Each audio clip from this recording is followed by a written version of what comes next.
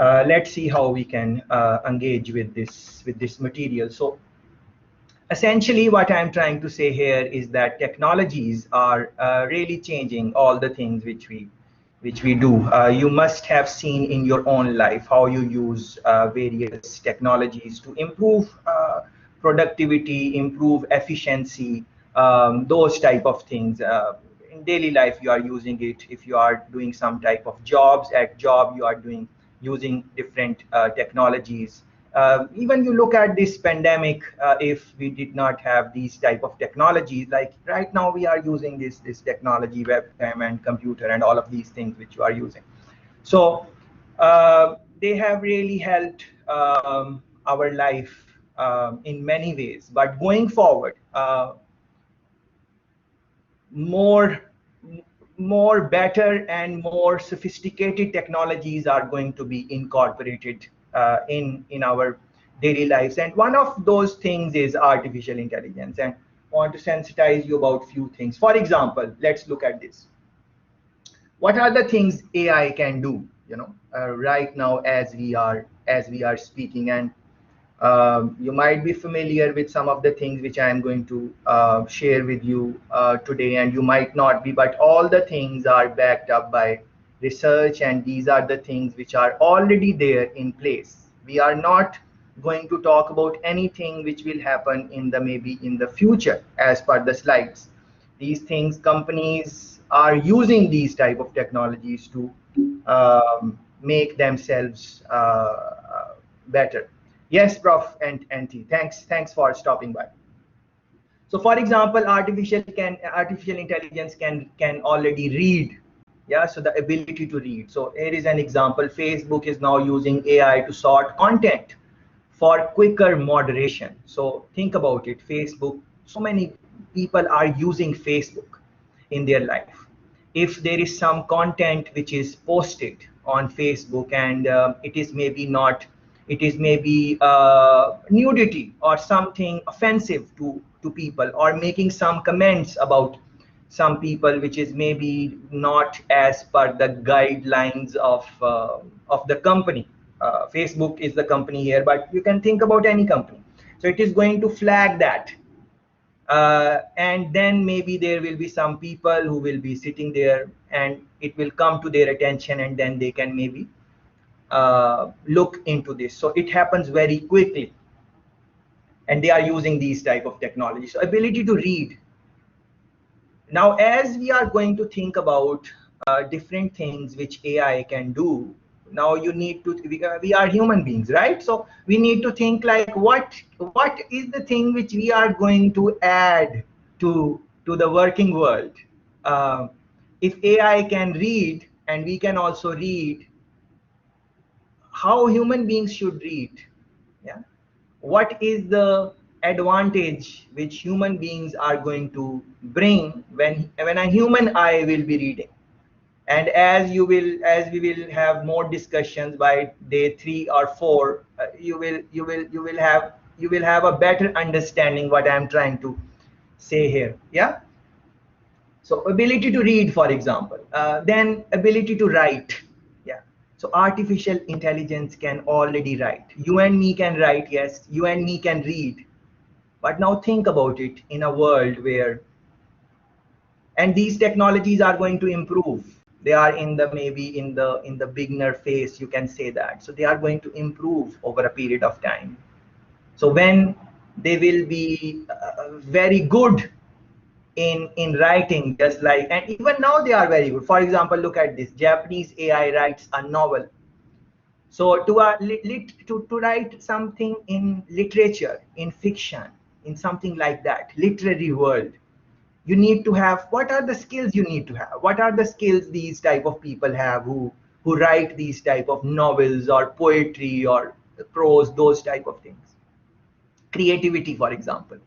So you will learn that AI is also in many ways, of course, not as good as maybe human beings in terms of creative thinking, but we can't underestimate what it can already do. And if you look at the where the possibility of where it is going to land in few years, it is just mind-boggling. So look at this, and not just write, nearly wins literary award. And you can run, as I'm talking about these things, you should be running some searches on this. Like you should, like when I'm talking about, let's say, Facebook, so you should just run a Google search as I'm talking, Facebook artificial intelligence, and read what are the things coming on the page.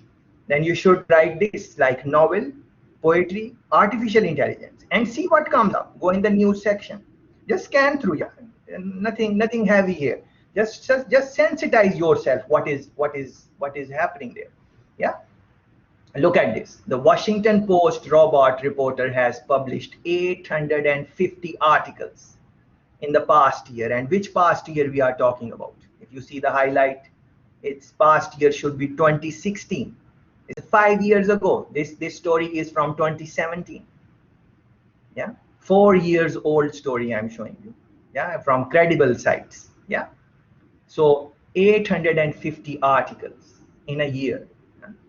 For a human being to write those many articles, what it is going to take, what would be the cost, for example.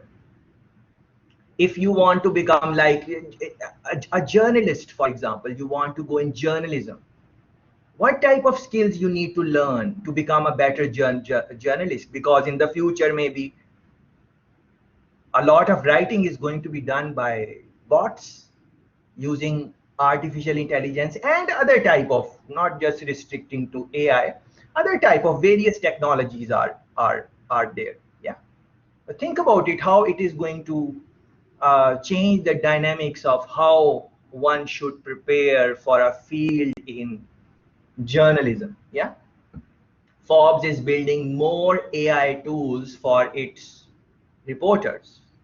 So maybe a collaboration between some type of technology and human beings, and they are working together maybe.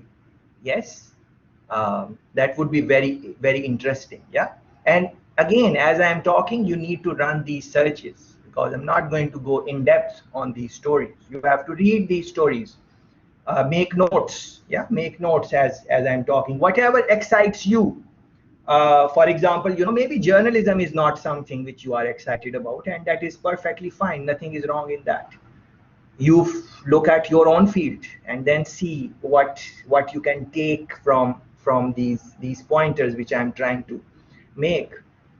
Automated system can rewrite outdated sentences in Wikipedia articles or any articles. Yeah. So you write something, and then you let's say you write some essay on some topic. Yeah, and then of course new information comes in, and you have to maybe update it. So you just put in the system there, technology there, and you have put in the article, but it is, as new information is coming in, it is updating itself automatically, taking news from the internet and updating it. Now, other topics, you need to think about other topics which maybe I won't be touching on, but I'm sure they are coming in your mind. For example, fake news. Yeah, I don't have that in my slides, but fake news, if the information you are taking to update, it can be fake news. And nowadays, internet is anyone can write anything on it. How to verify that, and all of those things. So any field, any field where it is linked with looking at maybe how to distinguish between, like for example, you can make a very nice career in how to distinguish between fake news and non-fake news by looking at using different algorithms or whatever. Yeah, if you are more into computer sciences and programming and those type of things. Yeah, so that would be very interesting. But those of us who are not into programming or something, nothing to really worry about. Again, by the end of 5th year, you will have many other ideas where you can make a career in technologies without really being very much enthusiastic about programming language or machine learning scripts or whatnot. Yeah. Microsoft is cutting dozens of MSN News production workers and replacing them with artificial intelligence. Microsoft, big company. Um, and it is a company where anyone would like to work. Why not? Most of the people, if not all, would like to work because of the work climate, because of the prestige of the company. You tell someone you work in Microsoft, it gives a different type of vibe to them.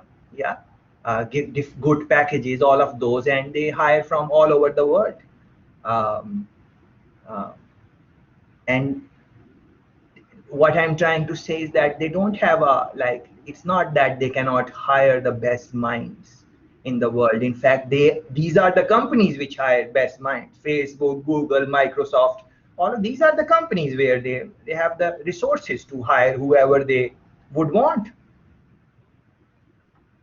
So these companies are, when they have their workers there, and they are putting in artificial intelligence. So what type of, how this is going to impact on job market when you will be there, out there? Not saying that you are not going to find job. Of course there will be job for you guys, there will be job for me, yes, but what type of skills we need to acquire, which are maybe not very easily replaced in our lifetimes, maybe. Yeah.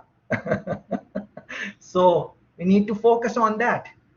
That is very important. And even if you are not interested in technologies, or even computer science, that is not your field, that does not really matter, because no matter which field you are looking at, and by the end of these slides you will have some understanding that all fields are going to be have some type of disruption.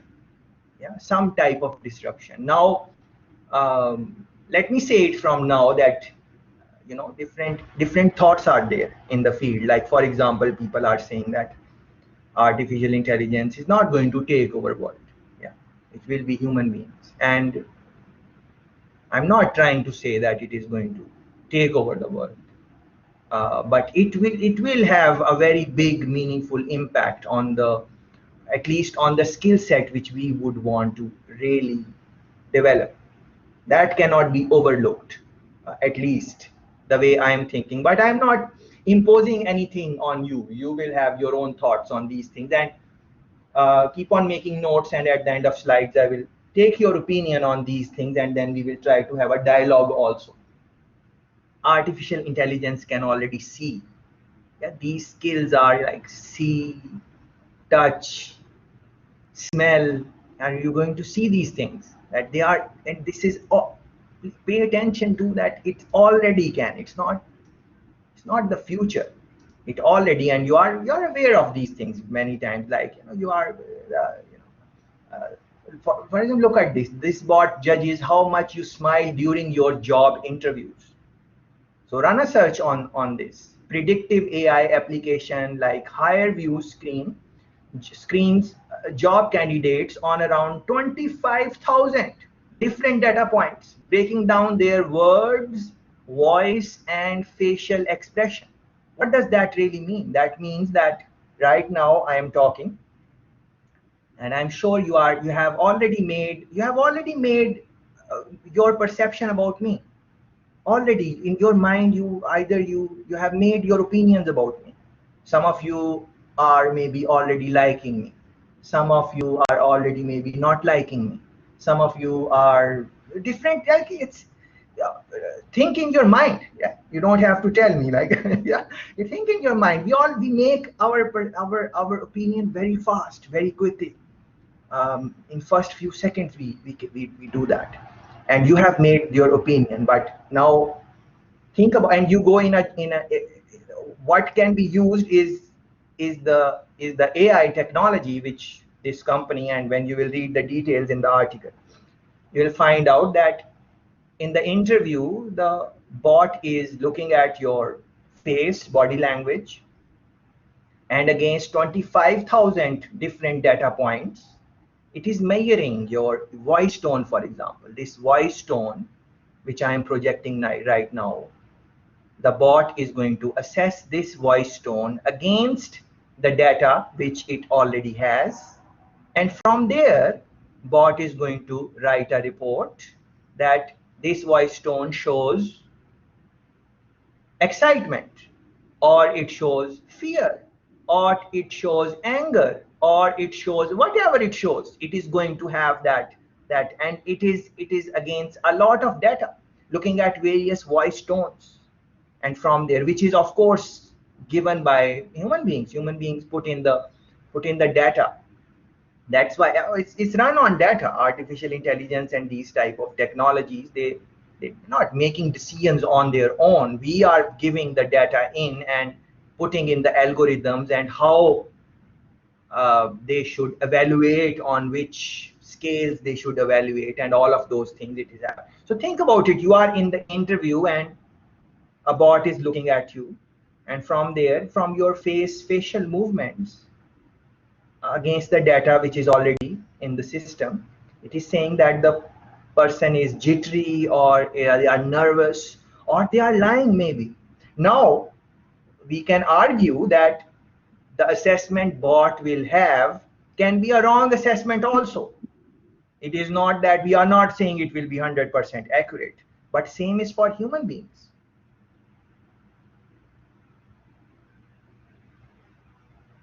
Same is for human beings. You might think that I'm excited about this topic, but we don't really know that if we are excited about this topic or not, just by Mariana, please go ahead. Yes. Sir, I was just thinking, reflecting on that. I was just thinking how ethical it is. Very good. Very good. In fact, to rely on that assessment, because very good. Yeah. Very good, very good. And I mean, this is very good. I can continue, yeah, just giving some pros Please and go ahead, cons. Go ahead, Mariana. Very good. Okay, let me just hold it. I'm sorry, I didn't mean to interrupt. Let me give you a moment to rethink and give your thoughts, and then you will speak. But this is a very good practice. Like, I'm speaking and Mariana is just coming in, and so please do the same type of thing. There's nothing, no fear or anything that you are interrupting me or anything. You are not, yeah? So you just come in as the ideas come in, and so on. Yes, Mariana, please go ahead. All right. Well, so from experience, the customer that I currently work for are going through tremendous transformation just to make sure that the assessments of the candidates that they are processing is actually fair and non-biased. Just to give a little bit of details, currently, well, my customer is the British Army, and I work for the contract that hires the soldiers. And there is a lot of ongoing, as you know, all the BML and all the other movements that recently became so popular, you know. And now the army is actually revisiting and changing their perception of what is a fair recruitment, actually, so that any biases are taken out. So I don't think, and I've been experiencing higher view myself, actually, that assessment can be the final point of judging whether a candidate is good or not. But I also appreciate all the good reasons to have the functionalities of higher view. And then there is another story whether all functionalities are actually enabled. And then again, it's based on the company who is buying the, the platform. But that's another topic. So my first point was really how ethical that is. Yeah. Yeah. Excellent. Absolutely correct. And thanks for pointing that out, Mariana. And think about this, guys, like ethical consideration, ethics. Like, you can, as I was saying, if you are not interested in programming, I think there are so many other things which you can do in technology, and one of those things is ethical consideration, like how to look at this ethical divide which Mariana is talking about. Yes, please go ahead. Elena, I think, wants to say something, or if Mariana wants to. Yeah, it's also that if somebody is watching, the experiment can look like different from the real life. So if you know that there is a bot watching you smiling, probably it means you will smile more and you will behave differently. So I don't know if there is much use in a thing that changes how you behave. Oh yes, very interesting. So these are very interesting things to reflect on, and as we go in our course, we will maybe have a better understanding of these type of pointers. Very good. Yes, Iqlal, please go ahead.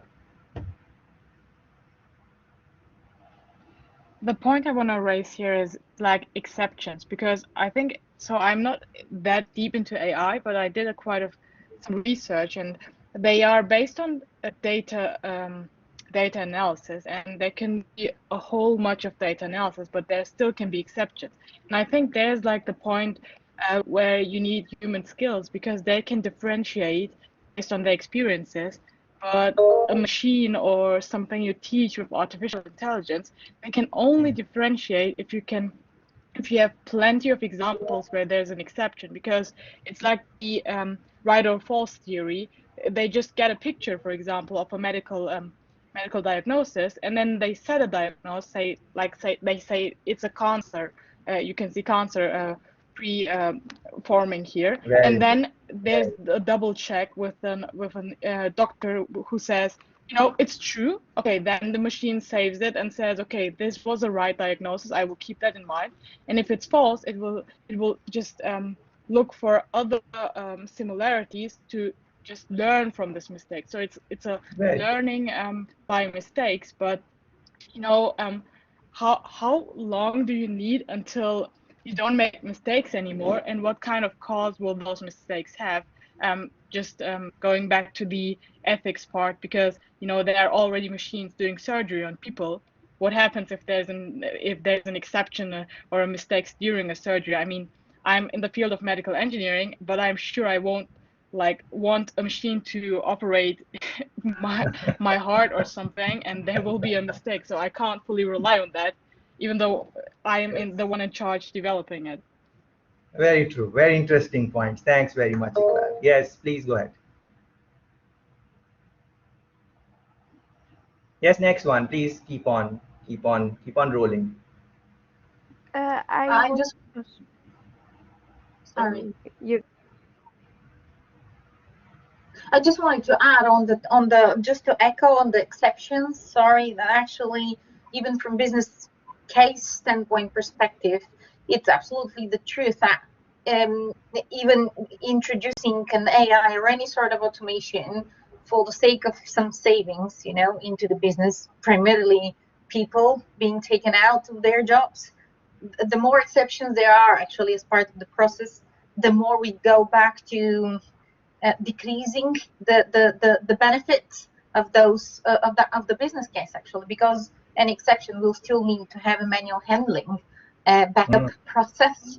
So I've seen this one also again back in my experience, that you always need to think about the end state and where the pitfalls with exceptions might be. And as my colleague also mentioned, it takes time for the AI to actually learn. So yes. the longer the testing, the smarter the AI is going to be, but it takes time. It takes time. Thanks.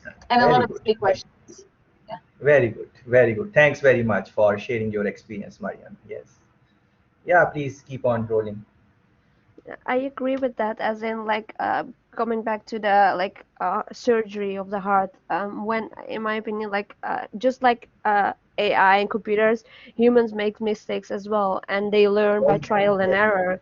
So very good. like by like teaching the systems, like the computers and the programs, how to work and operate, we can like Very good. make AI like better as well. It just needs some time and some further development. Yeah, very, very good point, Sidra. This is very interesting. And please reflect on what Sidra is saying. Like, the human beings also make errors. So sometimes when these technologies make error, we go very much against it.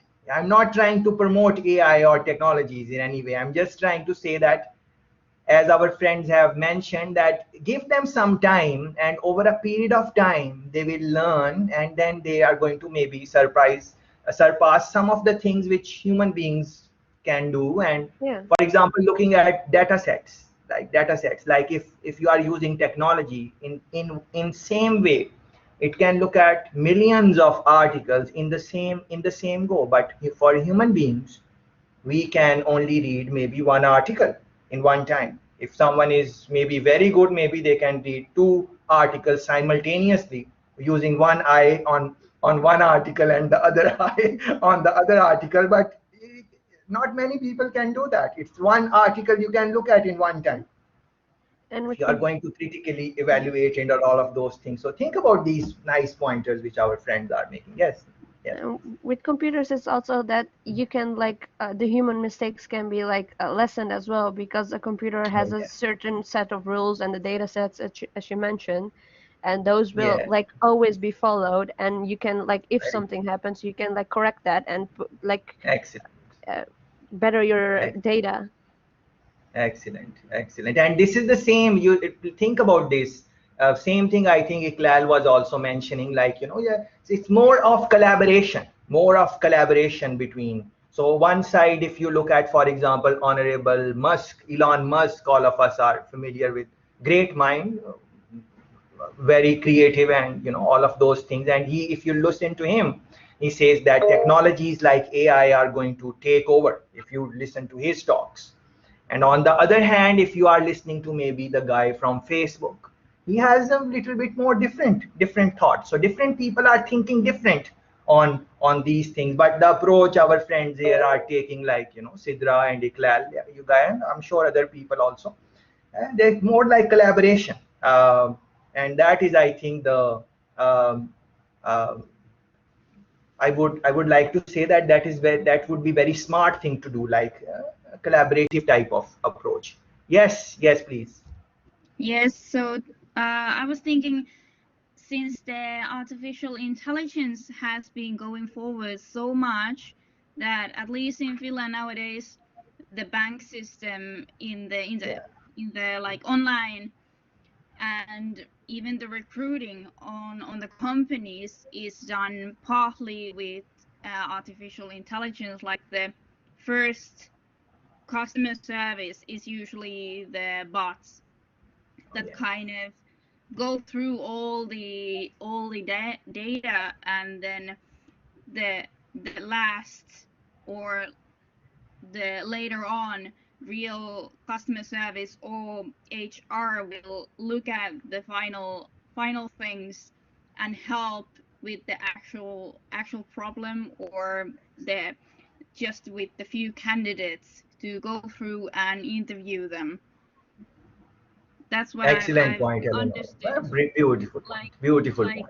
Well done. yeah, like it's been going so forward already that even though they cannot really do it completely right now because there's not enough data, and like it has been pointed out, that people still don't trust enough that the artificial intelligence can go through all the data by themselves and be completely biased, like without actually taking consideration of certain things.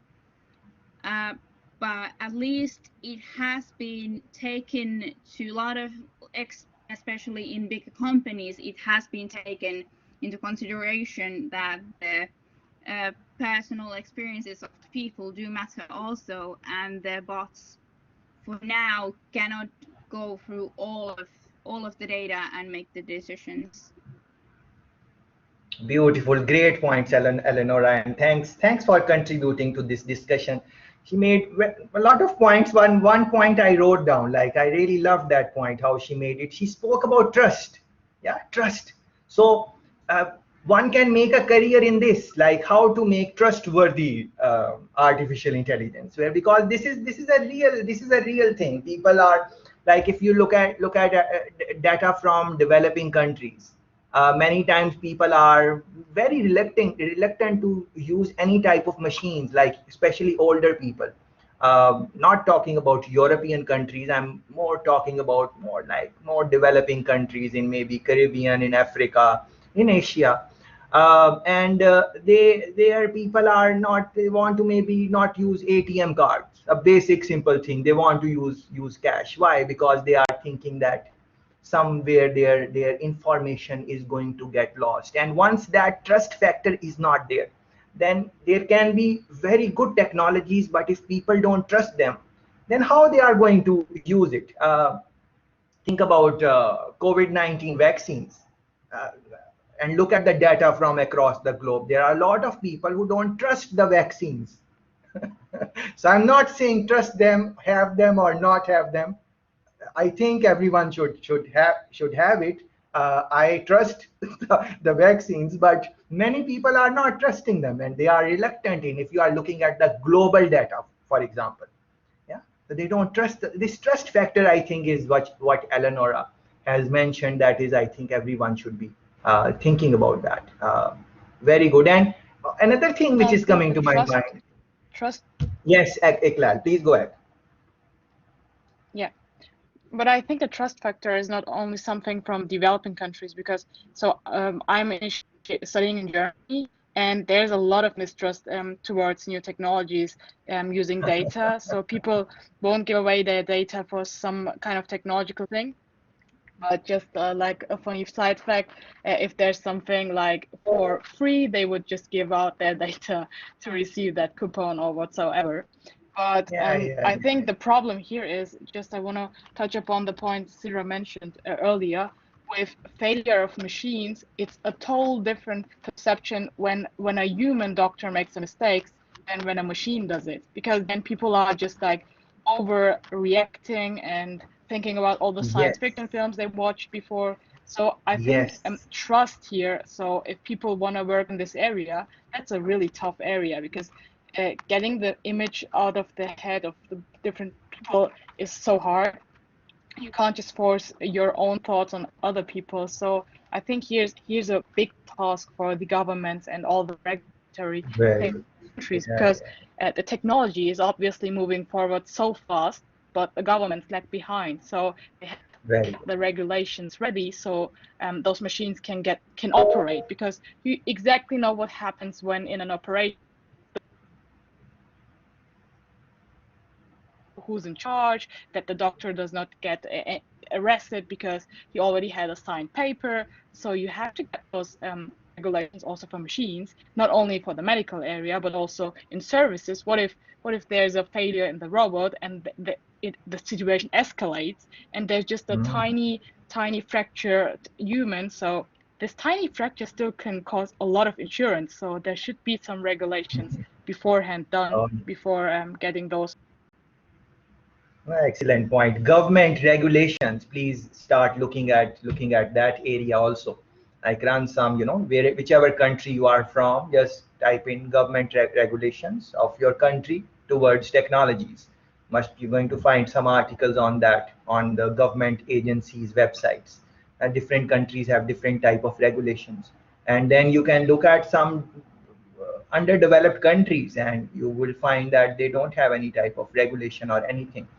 um, this is very interesting area to look at, government regulation, because you would see that now the point Iqlal has made is very pertinent about regulations, and she gave example to support her point that government regulation is really important. But now you have to look at it like European. If you look at Europe, generally speaking, they spend a lot of time in regulations. If you look at European countries, regulating paperwork, all of that, it takes time to do all those type of paperwork. On the other hand, where different type of government regimes are there, different type of government model, governance models are there. Not all countries are democratic, yeah, in the way like maybe you guys are accustomed to. Maybe look at China, and China is a wonderful country, and look at look at how they, what are the governance structure they have, and how they are viewing at AI, and what advancement they have made, China has made compared to the countries which were spending a lot of time in regulating, and regulating is something which, you know, you make a document, you say, okay, this is the regulation, and you discuss it. You're going to find some error in that, then you regulate it, then you're going to find something in it, then you regulate. It takes a lot of time. So not saying that we should not do regulation, but I'm just saying that as Europe is spending time in regulating, the other countries which are regulating, but they have their own way of regulations, like China, like maybe US, look at the output in terms of productivity, where they are in terms of incorporating artificial intelligence, and where other countries are.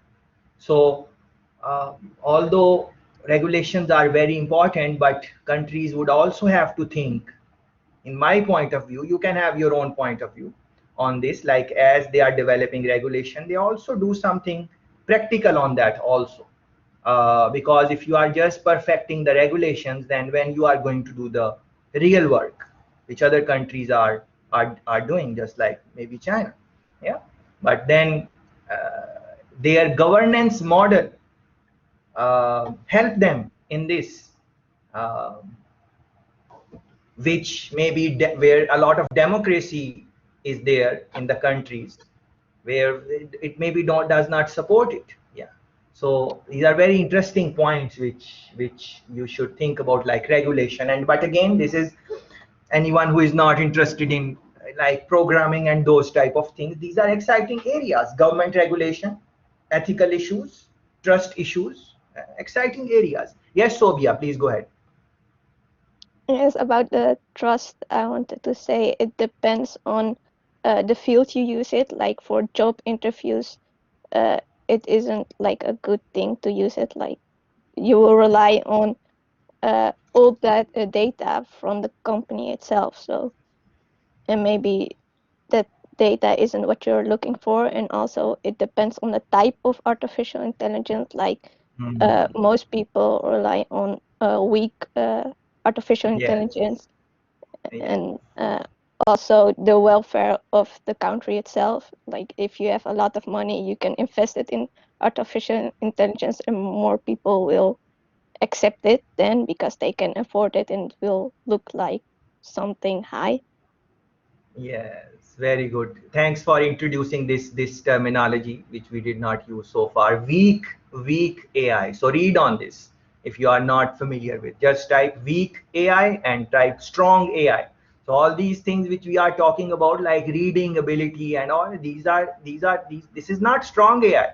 This falls under the category of weak AI. So uh, you can imagine what strong AI is going to do. Thanks for pointing that out, Sobia. Yes, Yasmin, please go ahead.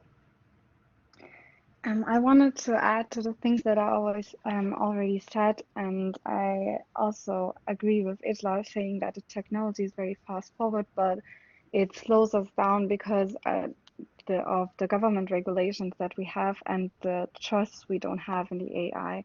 My example for that would be autonomous driving cars. It is possible for us to use them, but I'm also living in Germany and it's not allowed to use it in any case here. So it will be very slowed down in a few years to even use it for the basic um, things that is all that the cars are already capable of. I'm sorry. Yeah, yeah, very interesting. Thanks for that, Yasmin. And think about this, like Iqlal was making a point, and like, you know, she was saying about medicine and uh, operating AI, operating something like that. You can think about that, like a robot is, you know, operating on you, and how many of us would be comfortable if there is a bot who is operating on us? How many of us? Yeah. So it is not that the technology is not there. Technology is there. A bot can operate and do many things. You don't have to. We're going to see in the slides some of the examples there. Uh, uh, but we are not comfortable. We are not ready. So technology is there, but human beings are not ready. So any career which is going to make human beings ready, readiness of human beings to incorporate these type of technology, to let them come in their lives, that is going to, you're going to make exciting career on that if you start working on these things, and in like, you know, it takes time to learn things. So in like that's like 5 years you can become an expert in how to make people ready to use these type of technologies. And don't think that in 5 years people would people, there will always be time in our lifetimes where there will be people in the world who will not be ready for the technologies. There will always be time. It is not going to happen ever. I feel you can have your own opinion. I feel there is never going to be to have we have a time like in our lifetime where everyone on the map on the world is going to be ready for technology. There will always will be people who are a little skeptic about all these things. So same thing which our friend was just mentioning, like, you know, self-driving car is there, but how many of us would be willing to sit just in a self-driving car and it just takes us and we don't worry about, we don't look at how it is driving, we are doing our own thing there. Yeah, so many people will not be comfortable with that. But if you think about it, like from many years now, the aeroplanes are on self-driving mode. The pilot is just sitting there. It is the technology which is taking care of the takeoff and the landing and turbulations and everything. uh, if you are not familiar, you can maybe, you know, check out some YouTube clips, or maybe if you know some pilot, you can just, you know, or when you are traveling, you can maybe, you know, have a little conversation with the pilot about, you know, maybe go in the request the co-pilot or someone just let you have a peek in the cockpit. If you ask nicely and they have time, I don't think they are going to not allow you. Uh, um, so maybe see if it is possible.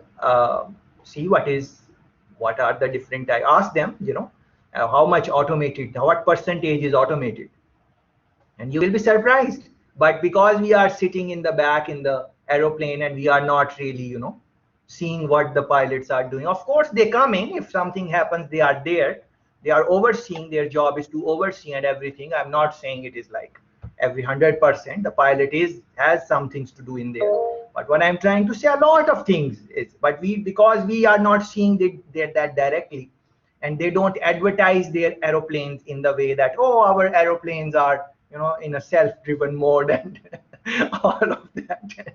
So maybe, you know, we are, but these are very interesting things which our friend mentioned. Yes, Eleanor, please go ahead.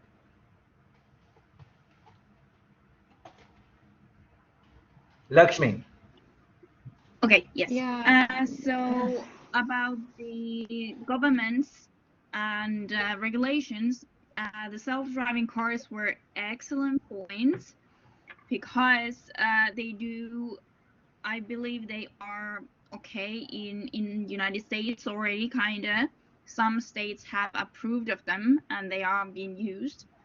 But in Europe, it is obviously more regulated in many of the ways, and like in Germany, I believe the whole EU area has not approved of it yet because it is about the trust, and a lot of the cases, a lot of the countries, they have still some maybe climate type of problems, like when it snows, the roads are not clear. How do those cars, are they trustworthy? Are they safe? How do they measure anything when it's like snow or heavy rain? How do those affect?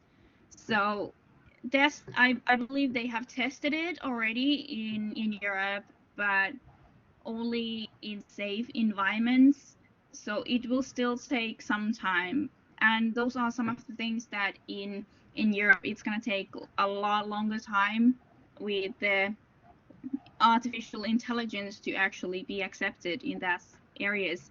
But like it has been stated, like airplanes are already partly, most parts already kind of like self-driving in themselves.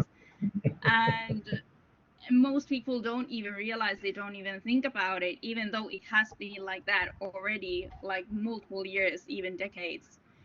Even decades. And it is interesting how governments, especially in EU kind of magnitude, it will take a longer time. But then again, like when it comes to healthcare, I believe there has been already operations, surgeries where the machine has done all the work, but the people have just observed the like the whole operation and made sure that nothing bad happens. So in those cases where the surgery would have been too hard for a human being to complete, it has been accepted that the machine can do it because it is more steady.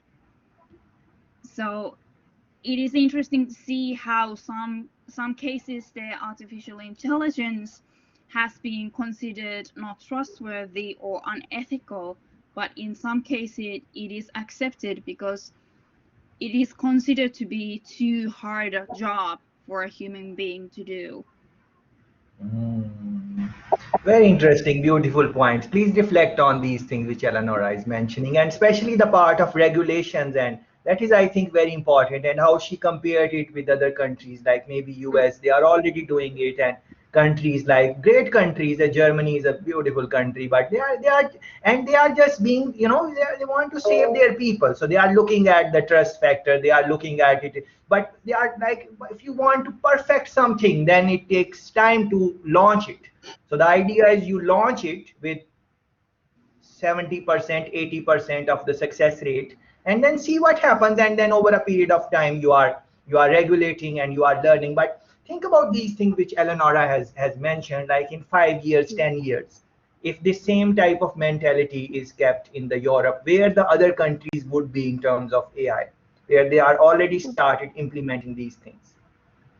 Now, I'm Well, there not is a trying to say that, not trying to say that the regulation is not important. It is very important, but some type of practical thing needs to come out also there. But it is very easy to say it in a discussion like that. But when you are doing it in the real world, and there is politics involved in this, and there are different type of politicians, they don't want to give other people some credit. Those things are all also there. So it's quite difficult. So in that scheme of thing, when you will look at China, and generally speaking, people say, oh, what type of governance model they have, and this, but it has, because of their governance model, they are reaping a lot of benefits in these type of things. And that is one of the reasons China is, people are saying that it can be the next superpower. Some people are saying it is already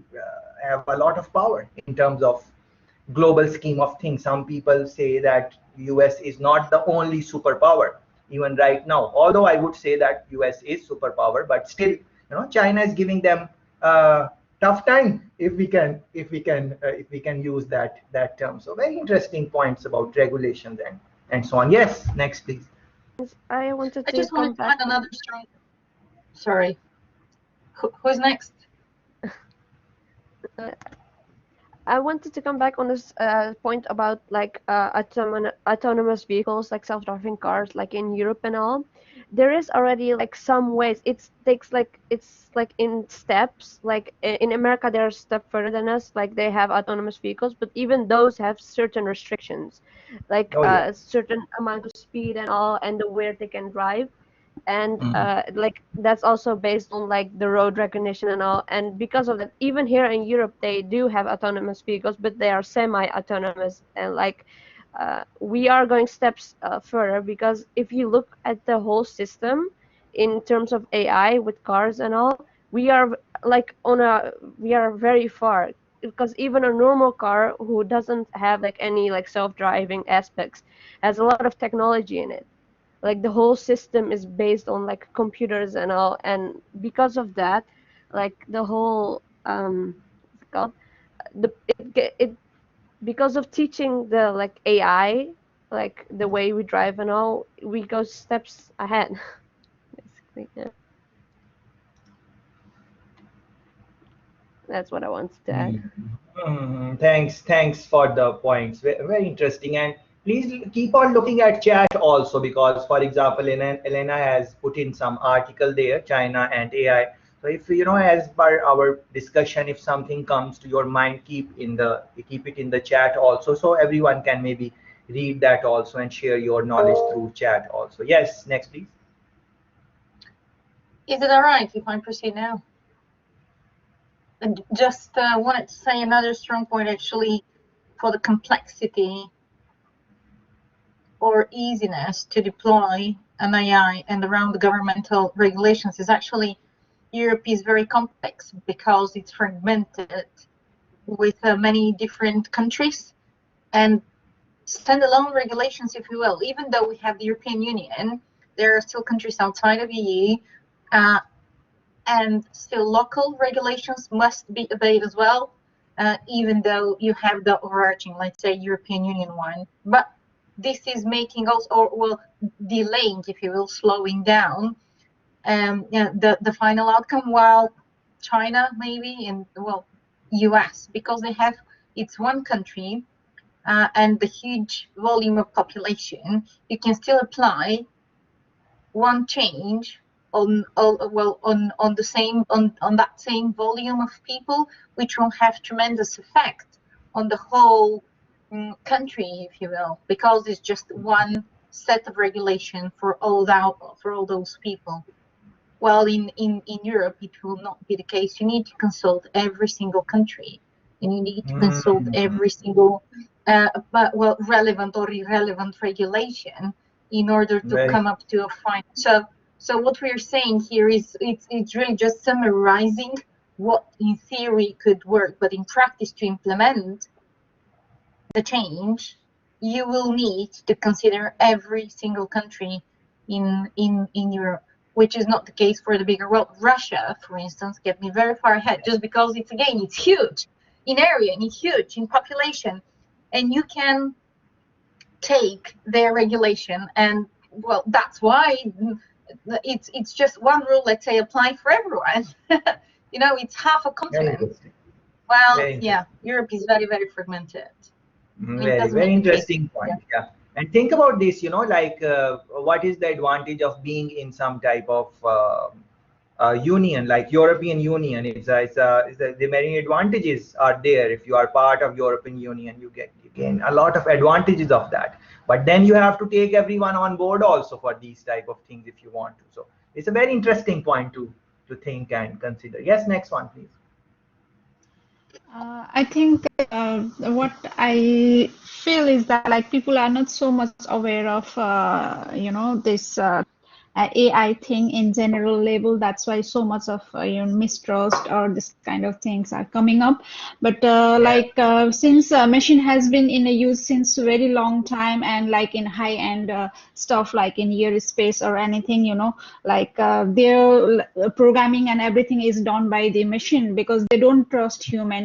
Because if simple little small mistake can cause a huge error, so in order to avoid the human error, they use the machine. And maybe now AI is coming in everyday life. That's why it's becoming a big topic. Otherwise, there was always this kind of things has been used since very long time. So I think, and it depends on the government also, how friendly like government is in regards to implementing the technology. Like here in Finland, they are very friendly and they are like implementing every new things and try to use it. And here payment system is so like if we think about US or in UK, then payment system, people can just give the credit card to the like in website, or they take your information, not so well regulated. But since the Finland is so like government is also equally so updated about the system and the technology, that's why like here if we do any payment or try to log into the any site, or we have to go through some banking authentication process, then only we can give our data, and so it's so safe. If I have to do any kind of payment inside the Finland, then for me, I can just log into any website and then I can do the payment. But if it's outside, then I have to doubt. So it depends on like how friendly the whole the society is, and how up to date. So that's why I think it's all about like how all are aware about the things, how where the world is going. And the same with the AI. Like we are not using it in our everyday life the way we have been using in other, like in your like high end things, like in flight or airways or in the space. Yeah, very, very interesting. Yes, yes, Cobra, please go ahead. Okay, thank you. I think like applying a technology and seeing people's reactions is like a better experience, like more than the assumptions, because as I observe in Istanbul, there's a metro line from Üsküdar to Çekmeköy. I think already a lot of people from also that class use that metro line. It doesn't have any driver, and the only thing it doesn't have driver, and in the beginning people were like shocking when they see there is no driver there in front of the metro, but at the end people get used to it actually. So I think applying a technology and seeing people's reactions and see how they're getting used to that technology, like it is more, I think, more efficient than a discussion that we can make. Yeah, very, very interesting point. And this is real, because this, when people would see that type of thing in the first instance, they would say, where is the driver? But then this is what it is. Very interesting. Yes. Any new points anyone would want to make? That would be nice. If you are going to repeat the things which other friends have said already, would not want to maybe do that. If any new points our friends want to make, please go ahead. May I add something? Yes, please go ahead. Yes, Fatma. Coming from, we easily manipulate the data the machine exposed, because it's learning what we are giving to the machine. So if we manipulate it, like for example, if we only show the machine the sunset, the sunrise, it's gonna say that the sky is orange or yellow. So it's about, I think, the data. That's why it caused a trust issue. You're absolutely correct, Fatma, because all these things which we guys are mentioning, if you go back into what is how we can solve these problems, it is to find the right data, because artificial intelligence is not something which is making decisions on its own. We are the ones who are putting in the data. So, and then this is what Fatma is pointing out is very interesting, because think about it. If Fatma is putting in the data, and she's putting in the data, her personality is going to be becoming part of data in many ways. For example, if she is taking hijab, for example, so now her view towards people who take hijab is going to be very different from other friends who maybe, and there are some tensions in Europe, if you would want to think about that, in some countries, not every country. So she would be putting in data in that, okay, if someone is putting in hijab, or if they are coming from a country which is Muslim origin or something like that, or they have a certain name, you don't necessarily have to call them out. They are not necessarily terrorists, for example. Yeah. But this what is happening here? So on the other hand, if I am someone who is who had a bad experience with someone coming from some specific ethnicity. So for example, I had a bad experience from someone who is blonde, for example. So my perception is going to come next. So we always say that we don't stereotype. We always say that, and we say that we look everyone equal. But I would ask you to look within yourself. no one is going to agree that we stereotype, but if you look within, you will find out that all of us stereotype. And nothing is wrong in stereotyping also, because this has, I'm making some controversial remarks here, so but bear with me. What I'm trying to say is that these stereotypes, companies can use them in their own advantage also, and they are doing that also, using stereotypes in their own advantage. So we Also in a would human nature, say that, unconscious and from bias. here, sorry. I just wanted to add, in the human nature, unconscious bias is a part of like a mechanism to be in a safe environment. So we use this every day, and we don't have to associate something bad with it. Just having stereotypes or calling it bias, it's not something bad. It's just about how you deal with it. Because I took a learning in my internship around bias and so, and the learnings I did there was totally different, because everyone just initially wants to distance themselves towards stereotyping and everything, but we just have Very to embrace that there is an unconscious bias, and we have to address this while developing different machines, because we want to prevent something like the points you mentioned before.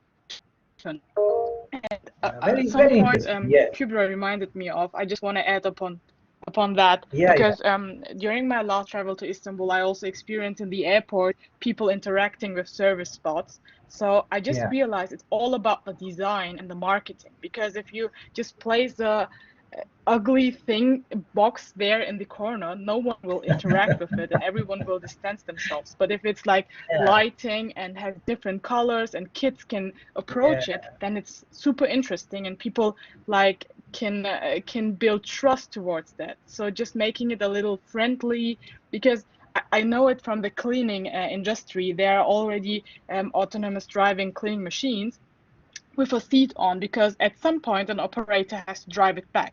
So the problem here is to when the operator isn't sitting there but the seat is still there, it looks a little scary, because it's driving and you see a seat and it's It empty. is. So you just think, okay, is there something I can't?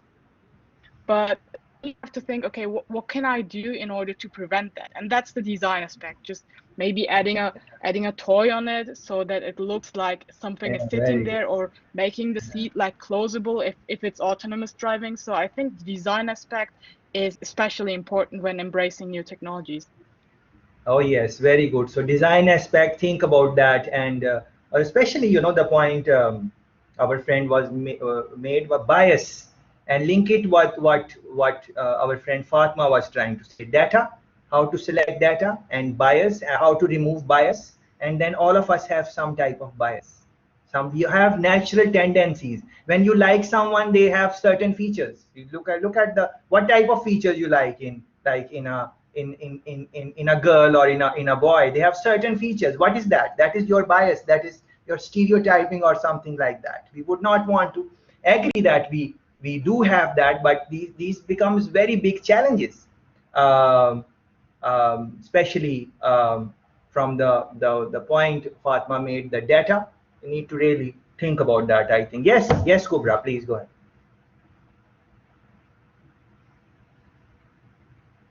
I think it was a mistake. Sorry. Okay, no problem. Yes, sing is king.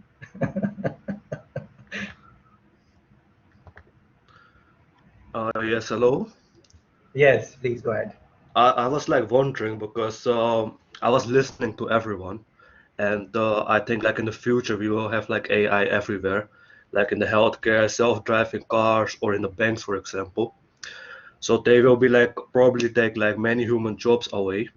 But is it not dangerous if we are too dependent on AI? Because what if a criminal group like hacks like many AI systems? What happens then? Like, so I was wondering about that. Oh yes, very good. We will as we proceed in the course, these questions would be answered. But this is good time to raise and think about, maybe make notes on these type of questions, and see how we can proceed with that. Anyone else want to say something new, or I should go back to the slides and continue with the things which I wanted to say? Okay, very good points you guys have made. Excellent points. Keep making notes on that, and then at the end of slides, maybe we can, or even in between, if you think that you can add to the discussion in any way from the things which no one has maybe said so far, you can always add. So think about this, they're going to, you will smile and they are going to assess, the bot is going to assess if this is a fake smile which you are just keeping for the sake of the interview, or this is the real genuine smile. Like for example, you guys were smiling when you were talking with the participant a while ago. Those of you who we could see, I was also smiling. And but is what, were we smiling like was it fake smile or was it real smile? Yeah. So like now I laughed a little. Is a real laugh or it's a fake laugh? Yeah. So how to when a bot is going to assess that, what type of knowledge you would have to give to the bot? It's very difficult to really think about these type of questions. Artificial intelligence estimates people's age. Yeah. And this has application in many industries. Like, for example, you go in a bar to have a drink and maybe you are underage, you are maybe a minor, but you look maybe older, but the bot is going to look at you and assess, and then maybe find out that no, you are underage or something like that. Is very interesting implication of this type of technology where AI can estimate people's age. Yeah? Artificial intelligence can make personality judgments based on your photographs. Think about that. Personality judgments. Singh, I think your microphone is on. AI can make personality judgments based on our photographs. Yeah. Uh, think about that. You have, for example, look at this, the best matches in customer service. Some of our friends mentioned customer service and banking industry, I think. Dating, online tutoring. For example, dating websites. You put in your picture, and the bot is there, and it's going to make a judgment based on what your personality would be, looking at the data points again. So the person who put in the data in the system, just like Fatma was mentioning, uh, and then link it with their bias, their liking. So a person who likes maybe certain features, how that can impact.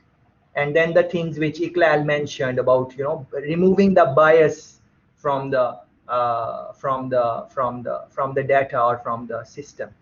Uh, uh, but what the point I was trying to make is that we can try to take out our bias and those type of things, but liking and disliking is when you like someone, you like someone. What you can do about that? You don't like someone, you don't like them. What you can do about that?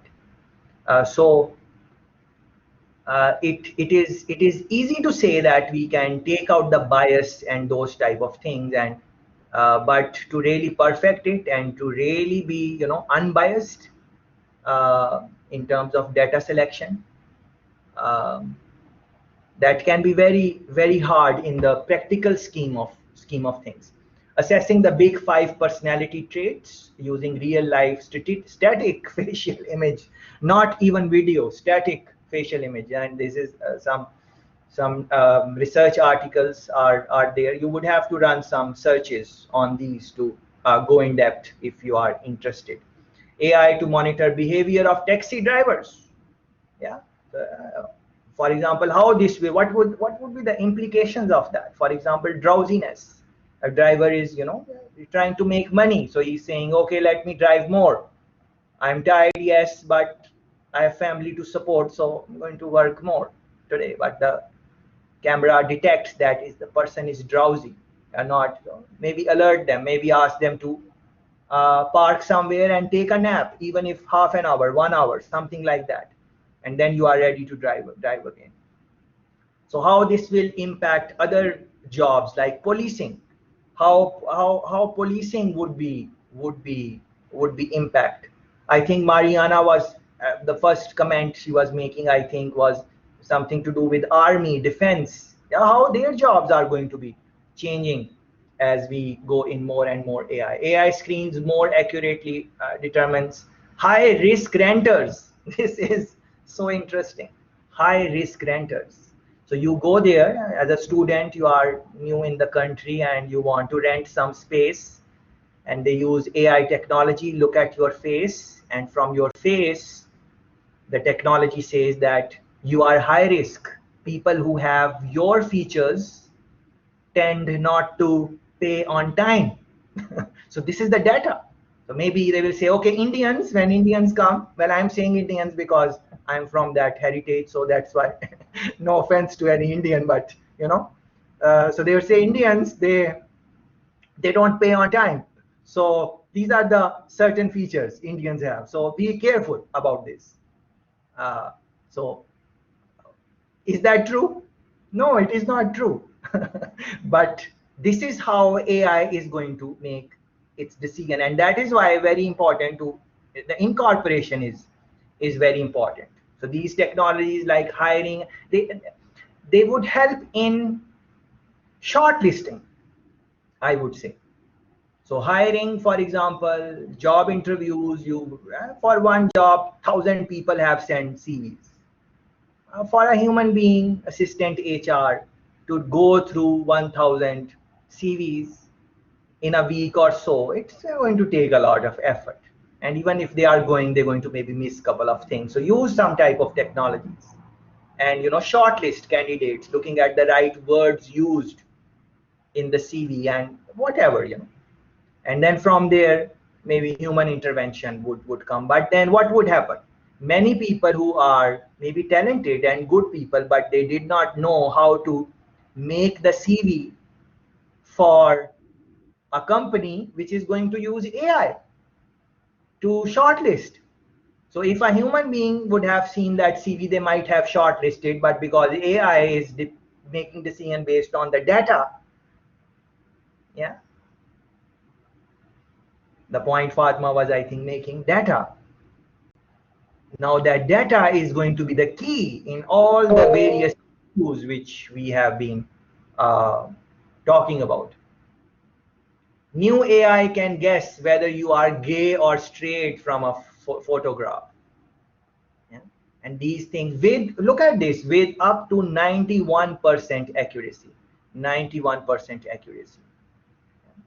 The scientific research is behind these type of things. Yeah? Because it is based on the literature of decision making. Yeah, if you take on certain protocols, you can assess many times the way they move their hands, their body language, all of those things. Now you can argue that is it ethical, is it unethical, the things you guys have mentioned already, all those type of things, that you need to think about those things, not saying that use them and it is ethical, or don't use them, it is unethical. We are not even touching there. It's an introductory section. We will eventually, by the end of our 5 days engagement, we would have something maybe more concrete, hopefully. But then think about it, if these type of technologies are being used, how they are going to impact, and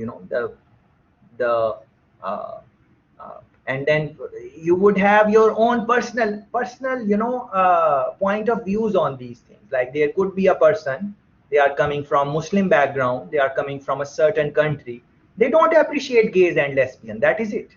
Their religion don't allow them, their whatever, whatever they're up, how the way they have brought up, don't match their way of thinking.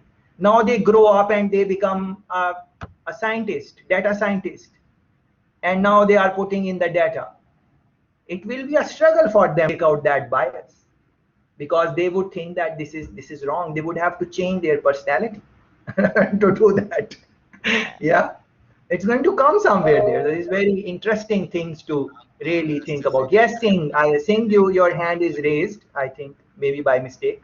But Kubra, Sidra, if you want to put in Yes, some I new wanted information, to please go ahead. I wanted to say something about that. Like, as a scientist, when you go into the field, it is like supposed that you are like non-biased, as in like Yeah, talking about that people like about like gays, basically. That's yeah, what I was talking about. Like, that's also kind of stereotypical because that's not like always the case for all yeah, Muslims. They might have some values, but as a scientist, you go in with like a clean view and you have to look at what will broaden the future and not yeah, like based on your own opinion because that will not yeah. like provide any benefits and people will not fund into that. So it's like a lost project in my opinion. Yeah, yeah, very true. You are right, Sidra. But think about this. You might coming from a Muslim background. You might not be biased, but people who are looking at you, Sidra, they might think from your name, from your first name, from their last name, even before meeting you, they are going to have some opinions about you.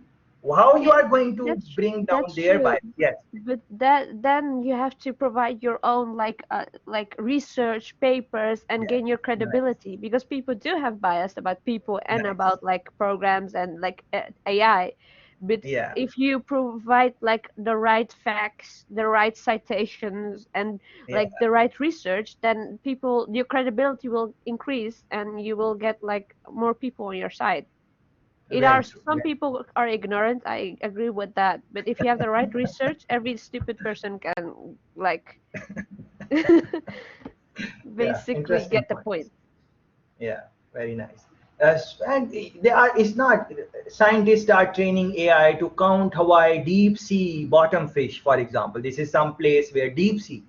Yeah. So people who are in the marine, interested in marine life, sea life, animals in there, they want to make some career in that. Yeah, it's very interesting technology. So for a human being to go there, it's risky. First of all, it's not that they don't go. Yes, they do, but there's a limitation for that. But for technology, maybe it can go deeper in the deep sea.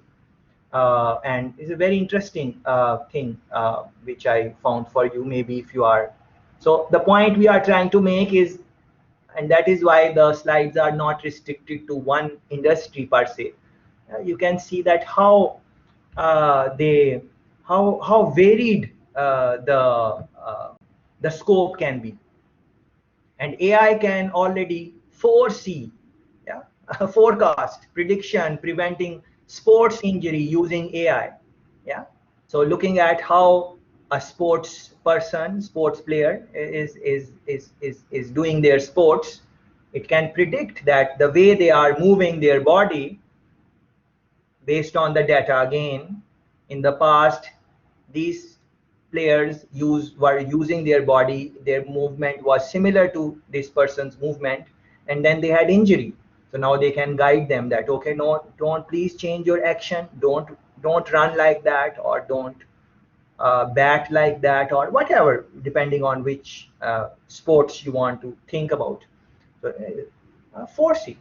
Uh, it can hear, it can understand, it can even speaking ability. And you are familiar with these type of examples, like when you are interacting with various type of I can say Siri, for example. You are interacting with that. It is partial artificial intelligence. You can put it in that category. This is really interesting and exciting. AI can already smell. Yeah, artificial intelligence can smell. No, it is something which used to be unique to human beings, that human beings can smell, but AI can smell. And look at these stories. AI designed with a sense of smell to detect illness from human breath. How this is going to maybe make the job of a doctor easy, but in the same breath, what are the skills doctors need to learn during their residency and all of those their studies, because many things can be done by AI. And this is it's something which is already happening. This is not in the future. Yeah, the perfume makers that can't smell a thing. So AI is making perfumes. It cannot smell, but it makes perfumes looking at past information, like when this thing was combined with this substance in X perfume, this was the result. And they would have the information from all the perfumes, all the data goes in the system, and then they can, okay, for this age group, they like these type of perfumes. What are the new perfumes we can make? And then they would make certain perfumes. And then of course, human being can come in and they can now smell it maybe and test it. But even that is not necessary. AI can smell it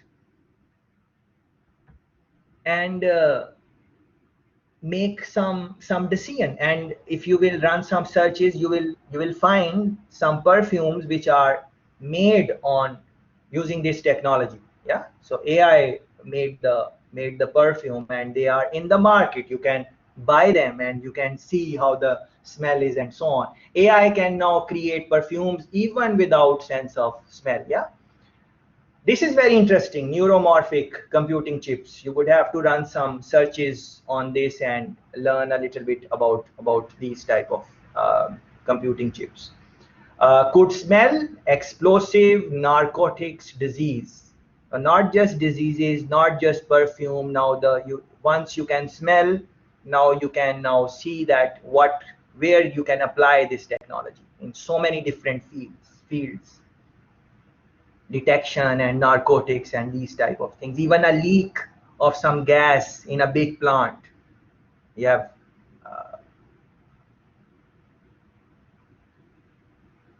chips there, planted, and then they would detect that, okay, something is leaking, and then very quickly it can be reported and someone can take some action on that.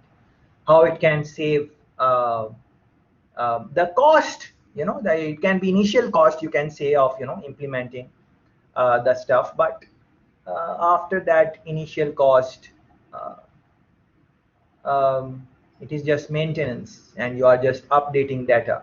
And then remember that slide which I was showing, that AI can update itself, new information coming in from the internet, and it was updating an article on Wikipedia, for example. Yeah, so same way you can update the algorithms maybe, but that some partially it can be done now, but it will improve, like once at the a time where AI can teach itself.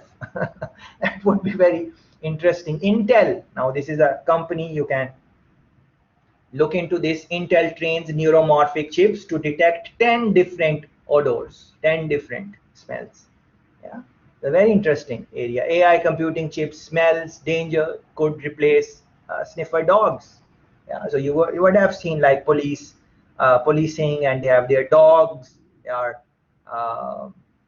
heavily trained, and they can smell, and they can uh, smell the things which police is looking for in the luggage and those type of things. Even in airports, you see, sometimes they bring in dogs because their smell is they are good in that, better than human beings. And now this is even better, AI chips. Touch. AI can already touch, feel the feeling of touch. Like, touch something now, like touch your, look at the, like, I think Iqlal was talking about design factor. That is very interesting area to talk about. I hope we can find some time during our sessions to talk about design also. But look at that, the aesthetics, like touch your computer, your laptop, different areas like the screen, the what is the touchpad area, the keyboard, what material it is made. Just run your fingers on those, your seat, your table, wherever you are. Just run your fingers on something and see, try to touch and feel. So the same type of uh, using some sensors, AI has already this ability of touch, and this is a very good example of this fruit picking robot. can pick up to 25,000 raspberries a day, and it could someday replace human workers. Story from 2019. And I've seen some other yeah, like YouTube, like some scientists also talking about that. But I would like you to run some searches on this and read a little bit on this. Like, first of all, look at the number 25,000. It is a big number. Human being would have to be very trained to, and those who have years of experience, of course they can pick a lot of numbers in a day, but then they get tired, and they become, you know, miserable also, and they become like, you know, moody, and human beings have these type of things. But with the robot, it's, you don't have to face or deal with those type of challenges. And this is very interesting example. Researchers use neuromorphic chips and electronic skin to give robot a sense of touch.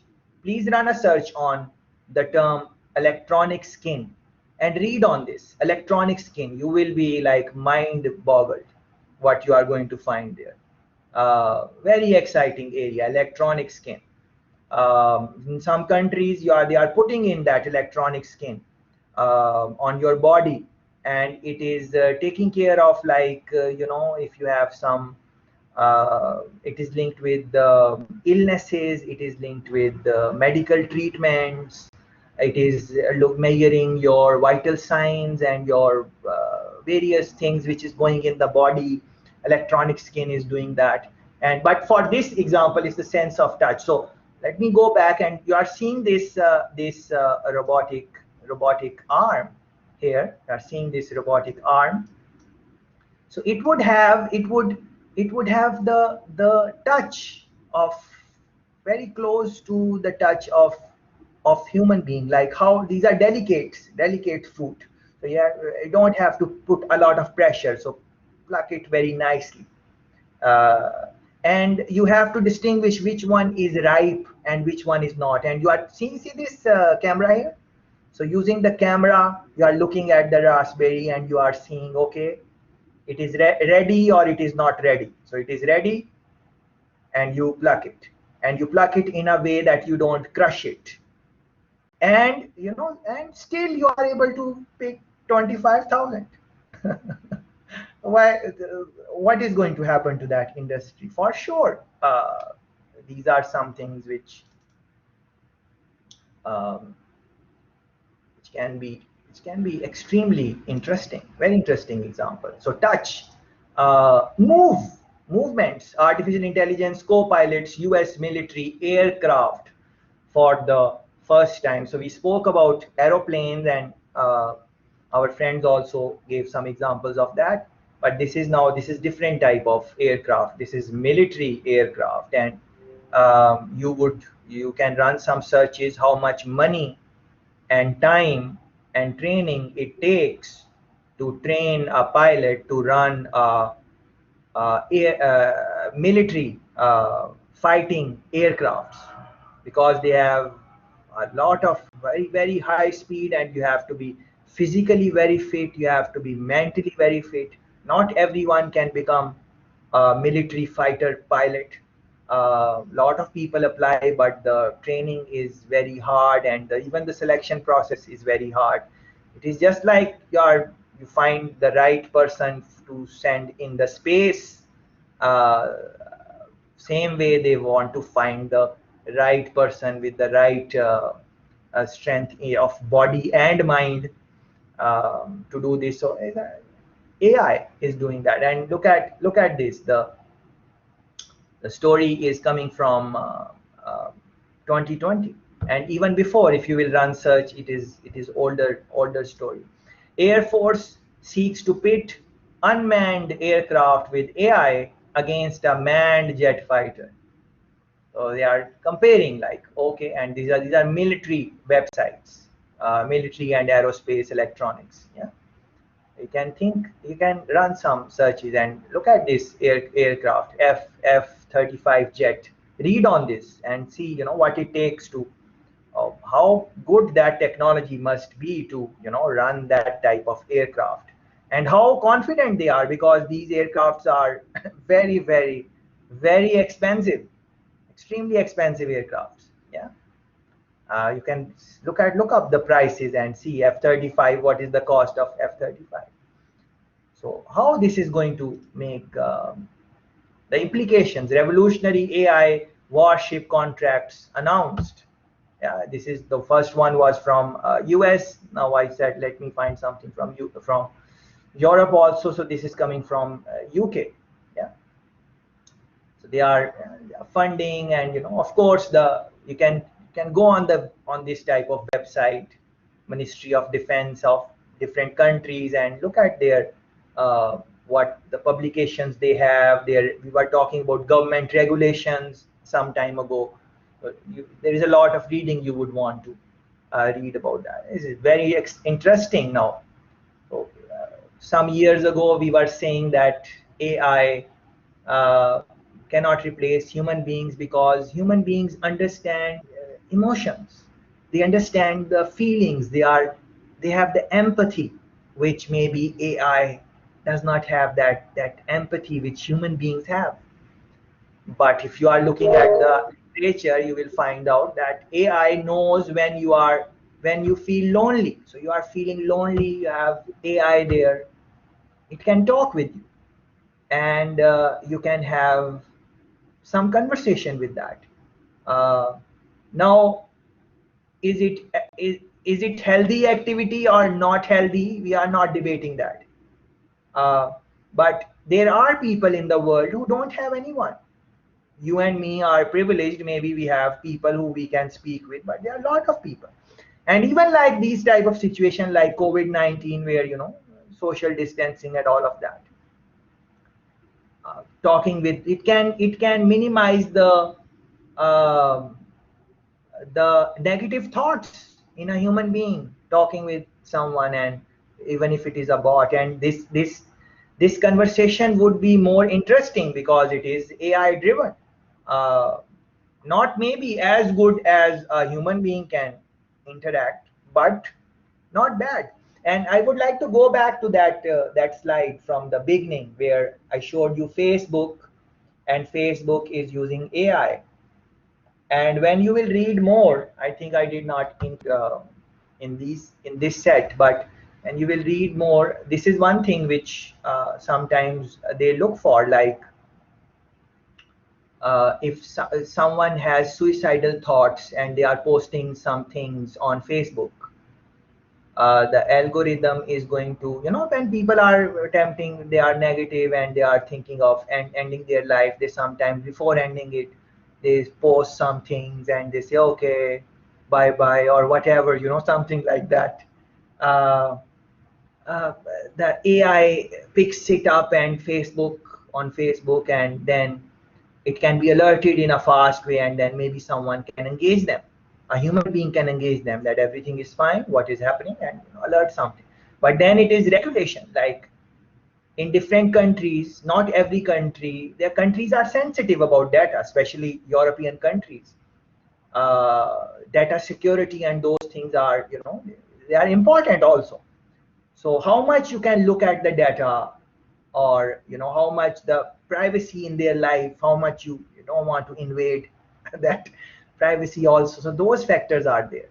uh, Inside, okay, all right, so I just explained it is there inside Facebook suicide algorithm.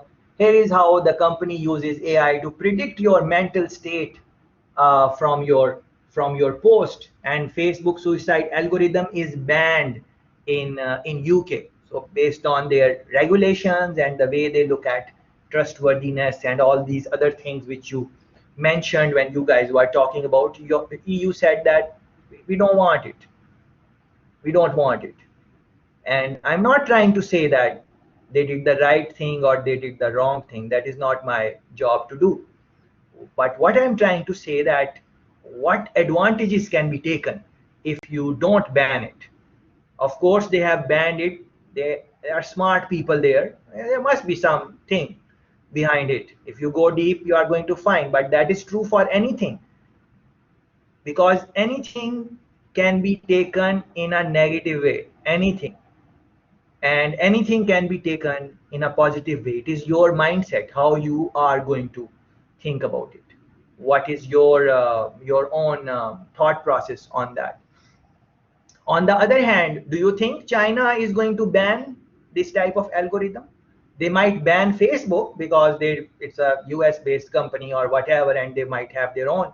They already have their own alternatives for sites like Facebook and WhatsApp and these type of things. But they would maybe want to, they maybe have their own algorithms, like maybe not on suicide, but if anyone speaks anything negative about the government, the algorithm detects it and report it to the right authorities, and then they take care of that. Yeah, that is their governance style. Many people coming from European background, they don't like it, but it's not about liking or disliking. Everything would have its advantages and everything would have its disadvantages. And as some friends mentioned when they were talking about bias and biases, and one friend was mentioning that we need to take out our biases and our own liking disliking when we are I think Sidra was mentioning that, right? We take out these things and you go without those things, if possible. And then Facebook passes the information along to law enforcement for wellness checks and so on. AI can play games. You can read on that. Many games like chess. Years ago, AI has beaten the world champions in the field. Uh, Please run a search on that. AI can already debating. So it's a what it takes to debate, critical thinking of a higher level. I am making a point, then you would have to debate that point. So you would have to argue it for or against, or how rational your viewpoint is. The project, you can look into this project debater. I don't think it was able to win. The AI did not win, but it was competing against the world's best debater. Not you, not me. We are not the, well, at least I am not the best debater of the world. I don't know about you guys, how you rate yourself. So I'm not that. Yeah, I would want to one day, but I'm not. Yeah. So, but this AI was competing against the world's best, and then if you lose, then it's different. If it was debating with a normal person, maybe AI would have won. And it was not a big difference. In some areas, it did pretty well also. You should look this up. Sponsored, backed by IBM. Very interesting research years ago, I think. And the debate is also should be available on, if you search online, you will be able to find it. Not all of it, just maybe look at it a little bit. Um, Design, yes. Our friend Iklal was talking about, I think, design. So uh, this is a good slide to link what she was saying, like creation. GE, General Electric's big company, says it is leveraging artificial intelligence to cut product design times in half. And the point Siklal was making was very interesting point. Like she was saying, like the aesthetics, like how the bot looks. Right now, it looks like it don't look interesting.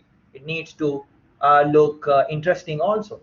Uh, so um, uh, that is linked with the statics. But look at this one, is very interesting because the design, it takes time to design something. Especially if you are familiar with a company like GE, you will understand that the type of things which they are design, the product design, and all, the people they hire are top designers in different fields. And now we are seeing that cut the time to half. If the human being is taking a month using AI and other type of technologies, not just AI, different type of technologies, other things are also incorporated. It would do it in 2 weeks, in 15 days. How that is going to impact? And then if you can make some type of collaboration, like in 15 days AI puts in some design, and then the human beings are there, and then they take 2, 3, 4 days, 5 days.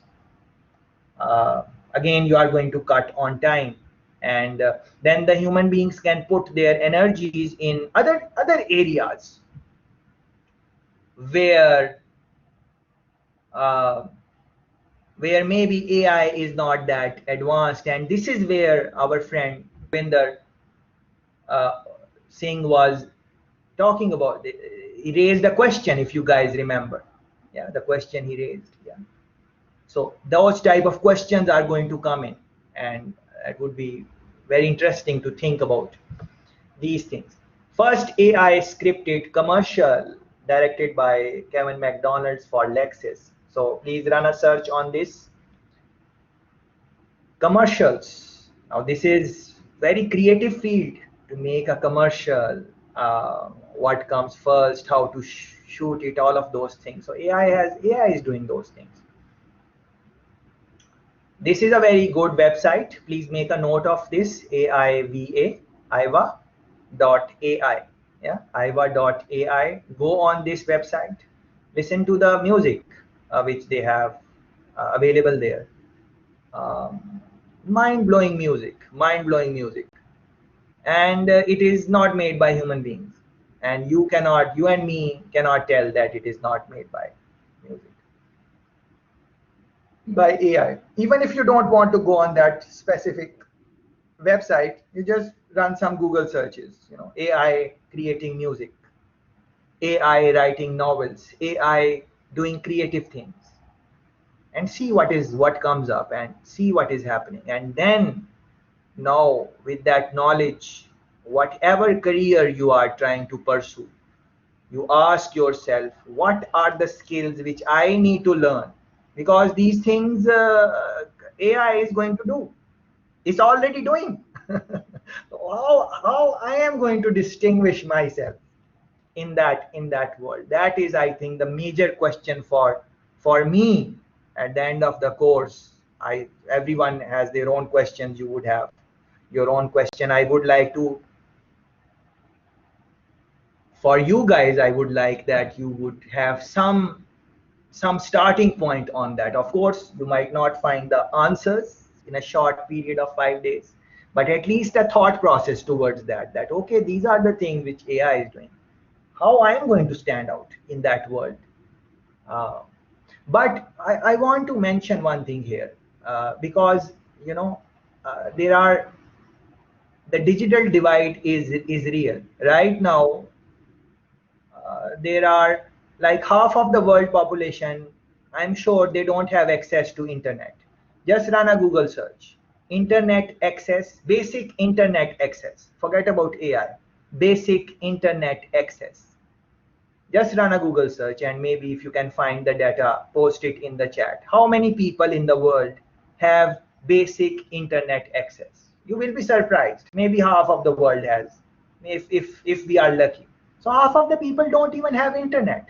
What are we talking about? We are talking about AI and all of these things. Yeah. So this is a real challenging questions here to think about. Realistic voice, yeah, fake pictures, deep fakes. You are seeing this, all the time. There are many challenges on that. Uh, just run some searches like deep fake celebrities, and you're going to find these type of things.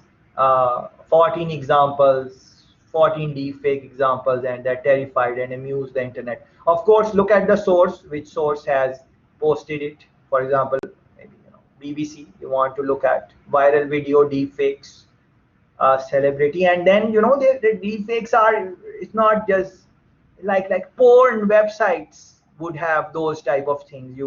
The actor or actresses there they are not the real ones, but they are just putting in their face and making them show strange things on the website, and it takes a lot of toll on those personalities because they have not done that thing. So the real challenge for that. Like you are listening to my voice right now, and you are familiar with my voice, and then you get a phone call and it says that it is me and I am talking with you, but maybe it is not me. It is my voice can be replicated, and it is not something in the future. Right now it can be replicated and you won't find the difference. You can go in the website. That is why I posted this website. Go on this Lyrebird, Lyrebird, lyrebird.ai, and read up on this. Yeah, voice you won't be able to recognize if it is my voice or someone else's. So think about it. You think about the applications, like your mom is your dad, your parents are at home. Maybe they are in different country and they get a call from you, your voice. Someone is using your voice and they say, oh, whatever they want to say, but it is not you. Yeah, so they look at the implications. Or you are at work and you have a job and someone just use the fake voice and calls your workplace, and you say, well, I'm going to quit the job. whatever, look at that. We are in that world right now. It is not future. Right now these things are happening. From deep fake to facial captures, how AI is already changing Hollywood. NBA sports using artificial intelligence to create highlights.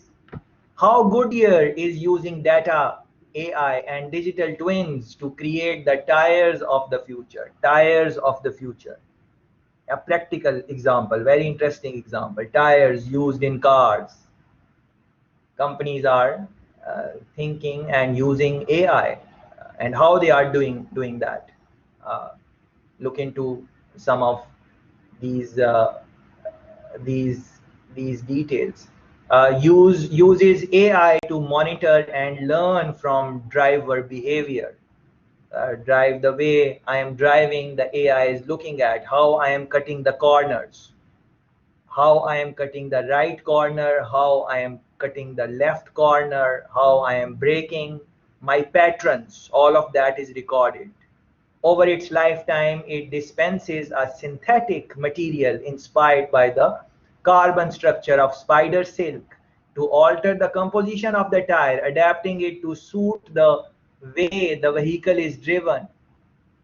Different materials can be dispensed from interchangeable pellets that can be fit into the tires. Mind-blowing technology. Yeah, so think about that. Um, Very interesting. Machine learning reveals recipes for building artificial proteins. This is again, linked with medicine, medical proteins, and then they will have implications on various industries. For example, healthcare. You guys mentioned some examples linked with health and medicine, and we will look at some more also. Agriculture, energies. Energy is a very interesting topic. I'm sure some of you must be interested in sustainable development. Carbon footprint is a big thing. For example, in different European countries, you are talking about going to electric cars. Most of them have gone to electric cars. They give incentives if people are driving electric cars, and so on. Almost all top manufacturers are already producing electric car, or they have the plan to produce electric cars in the near future. All of the major ones, you can go on anyone's website. If it is a major car manufacturer, they have or they will shortly look into electric cars. So what is that? Energy consumption, and then you link it with proteins. Agriculture, how we grow crops and all of those things. And the world population is growing. So how it's going to benefit there? That's very interesting. AI can already learn from MIT. Make note of this one and maybe read it if you are interested in this. There are scientists who are working on specifically on this skill that AI learns to write code. Uh, uh, you guys must be familiar that the basic codes, yes, AI can develop even the basic ones, but we are talking about more sophisticated and more, yeah, more advanced. Uh, but it can already learn. It can learn on its own, and that is how, for example, in the game of chess, when the AI beat the world champion, how did it beat? It looked at all the games played, and it learned from every game. It learned from the mistake, learn in a short span of time. And when AI do these things, they don't take forever. They can do it in days, in hours it can do. Like we are here for last, let's say, 2 hours, yeah. So in these 2 hours, we looked at these areas. If AI was looking on internet and reading, how many articles do you think AI would have read in 2 hours? Can you guess? Well, you don't have to guess. Run some searches on this. The speed at which AI can read, and it will read simultaneously. It is not reading one article and then next. It is reading all the keywords simultaneously. That human beings cannot do that. It's not possible for us. Simultaneous learning. So they look at the implications of that. And this is, if you don't know this, this is really going to blow your mind, because AI can already read your mind, your thoughts, what you are thinking right now. Whatever you are thinking, it can read it. Now you might see these things in like sci-fi movies, like reading someone's mind, how that is possible. But read on this, run some searches and try to find some articles on this. AI can now read your thoughts and turn them into words and images. You know, the brain waves, uh,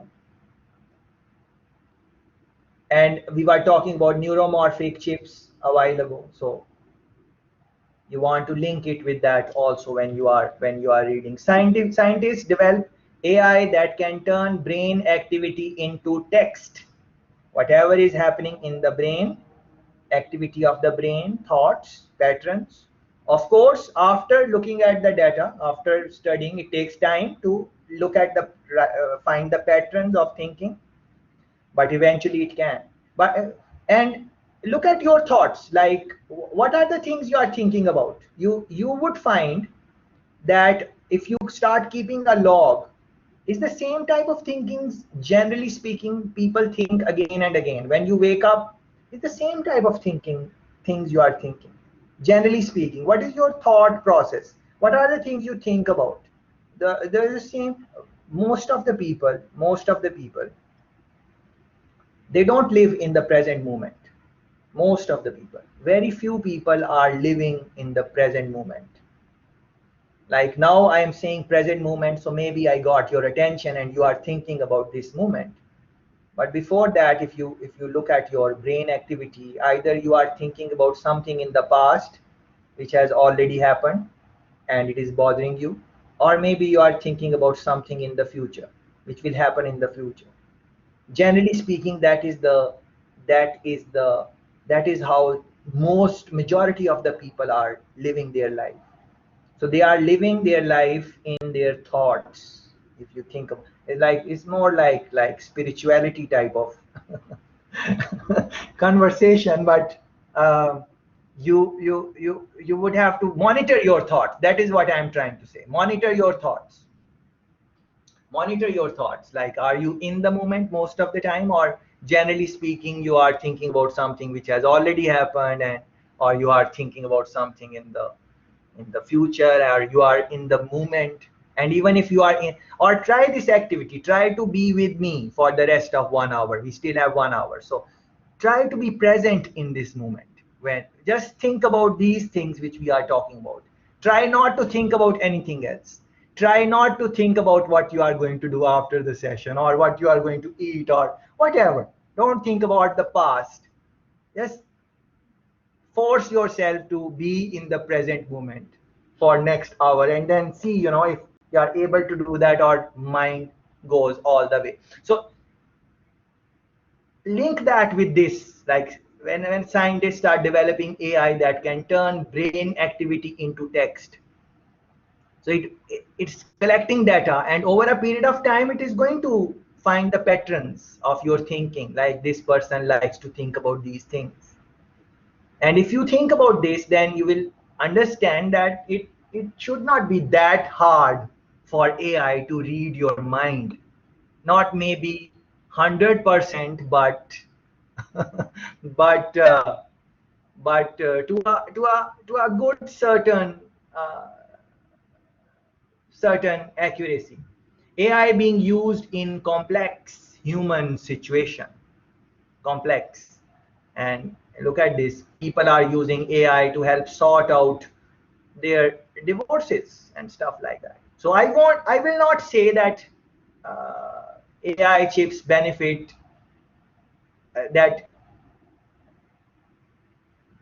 I won't say that AI never gets tired.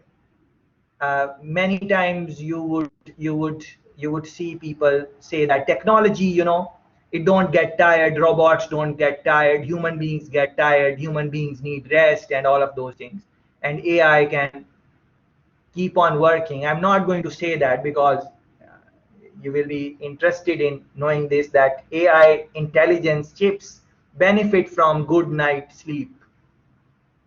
So even sleep is maybe important for these type of chips also, because of various reasons, which you will, as you will read, I'm sure I must have highlighted also something. AI that mimics the brain needs sleep just like humans, and is study is coming from 2020.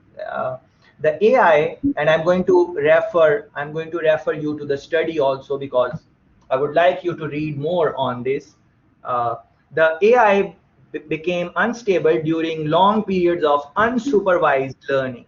So you would want to think about supervised and unsupervised learning in the field of AI, as it attempted to classify objects using their dictionary definitions without having any prior examples to compare them to. And this is one of the studies. There are many studies on this, and this is one of the studies. You can run your own search also on this, but artificial brains may need sleep too. Neural networks that become unstable after continuous periods of self-learning will return to stability after exposed to sleep-like states. So what they are like, just like human beings, uh, we when we are sleeping, what happens in our, we are consolidating our thoughts and whatever activities. Our brain is not sleeping. When we sleep, our brains don't sleep. Same way, what type of sleep we are talking about. As you will read more on this, you will get a better understanding. Maybe some friends are making some some pointers, like Fatma is talking about machine hallucination, very interesting. Lena is saying everything that AI can do can be summarized as AI can analyze data and make conclusions out of it. Then it's only depending on people where they use it. Very interesting. But so different opinions are, and that is how it should be, because everyone has their own way of thinking. So uh, Tajiri is saying, but it's a matter of time and data before they start to make decisions and do things on their own without any form of human intervention. Now this is very interesting. And this is the thought which maybe you would say that this is not going to happen. And okay, if you think like that, but I referred you to, for example, Honorable Musk, Elon Musk. He thinks the same way, and he is very smart. I think one of the richest man in the world right now, top 2, top 3, something like that.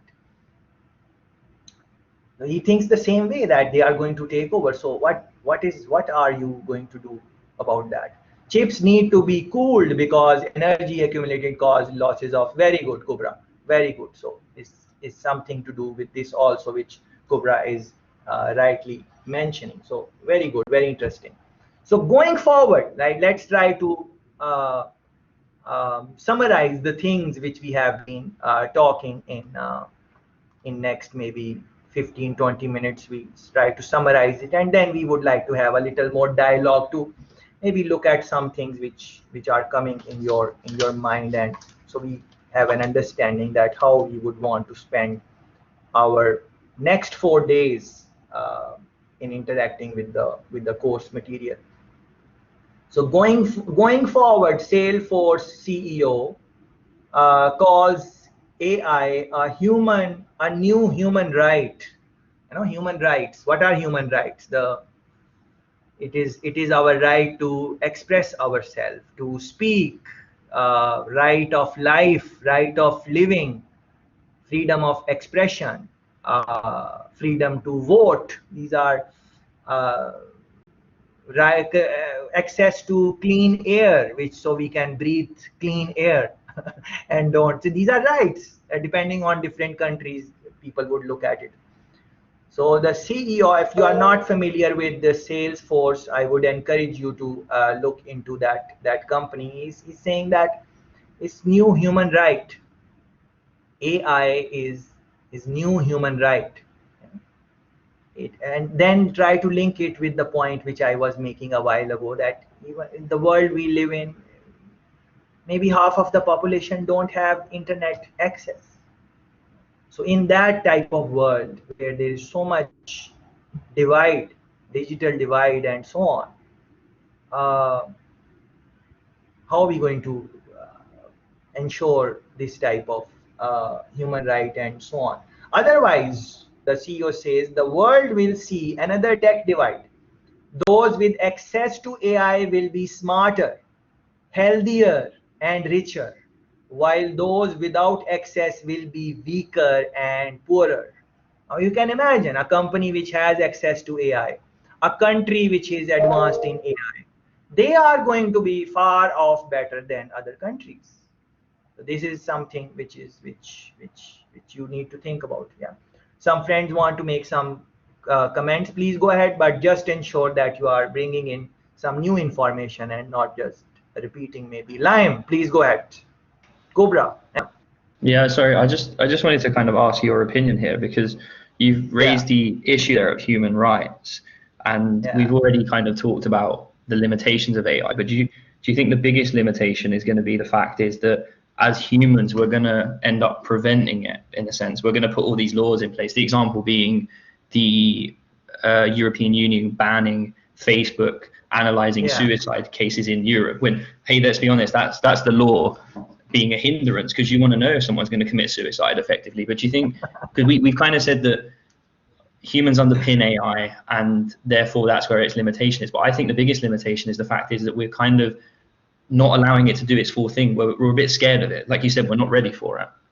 Yeah, very good, Lime, very good. And you are very smartly, you have, it's not a question, I'm not looking it as a question, you have raised a point and you have very nicely answered it yourself also, very nicely. And this is what it is. We are not maybe ready, Lime, and maybe it is your job there to find something that how to make them ready on that. And there is one thing is the why this is happening. There's these movies, the sci-fi movies and the movies which we see on AI, they also kind of scare us sometimes, at least the general public, and they say, oh, this is very creepy and stuff like that.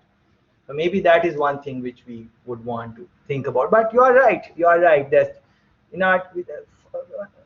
forget about AI, even other type of technologies, basic technologies. People are in different countries. If you look at the global spectrum, uh, they are very reserved. And if you remember, I said that in the developing countries, uh, this fear is too much, and the people don't trust AI. But then Iqlal corrected me in that, and she's right that even in developed countries, these challenges there.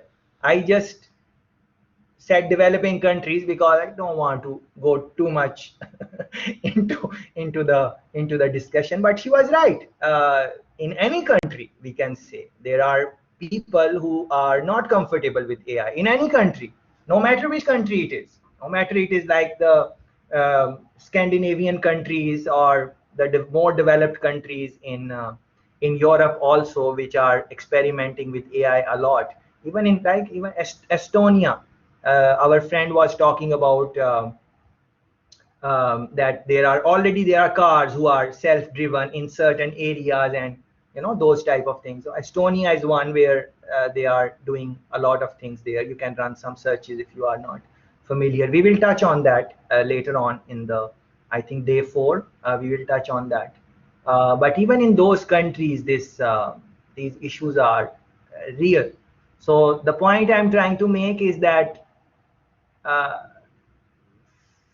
the programming side and data side and machine learning and all of those things, that is important. But be mindful that there are a lot of people who are working on that, uh, and that side is taken care of. Even you and me don't work on improving that side. There are people who are going to work on that, because that is where everyone is going. But even right now, as you very rightly mentioned, Lime, that the technology is there, but we are not ready to use it. So same thing is going to happen in the future. What we are doing, we are advancing the technologies like AI and other type of technologies. You can talk about big data discussion, and you can talk about blockchain and other type of technologies. You can talk about that. So we are improving the technologies, but the human is not ready to even use the technologies. So why don't people do some things in terms of ethics, trust, other things, biases, other things you guys mentioned, and so that we can start using the technologies which are already available. I think that side people are neglecting that. Uh, Maybe neglecting is a hard word. They are not pushing so much emphasis on that. But yes, you are right. Yes, Cobra. Yes, Tajiri. Lime, if you want to say something. Anyone? Like, I had an objection to the sentence that you mentioned just in the last discussion. Like, artificial intelligence causes like wealthiness and health and, let's say, security. But I think like things doesn't work like this, because artificial intelligence a sign of also economical powers, because you cannot use it without an internet access. Like, if you think about it, so the poorer countries and the privileged areas do not, even they do not have like enough food to feed themselves. So I think that things are reversed in that perspective. Yeah, very, very interesting point taken, Cobra. Thanks for that. Yes, Tajiri, please go ahead. Yes, you have expressed the thoughts that I had initially. I was going to say these machines are capable of doing this better than we can, not only the fields of science, but also in arts and social science.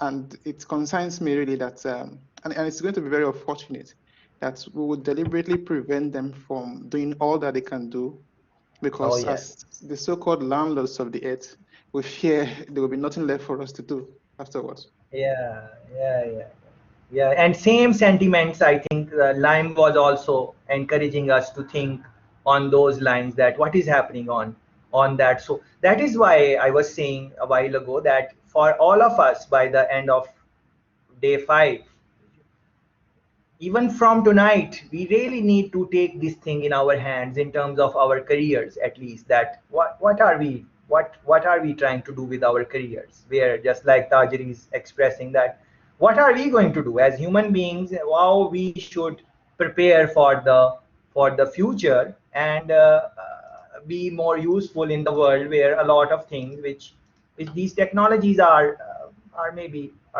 doing. Yes, your hand is raised, Cobra and Tajiri. I think that is maybe by mistake. If you want to say something. Okay, let's look at some examples here in various fields which might be of interest to you. Some of you mentioned, I think, banking sector. One friend was giving example how she's comfortable in banking and giving her information online, and the government regulates the finance industry and so on. But in other countries, maybe she would not be very okay to just give out her that information, because data security is not very good in all countries. So firms like Morgan Stanley are using AI to manage clients' money. I'm going to a little bit deeper than the point which was made earlier. Manage clients' money. So you and me have our money, and then the banks. How do banks make money? They invest that money, for example.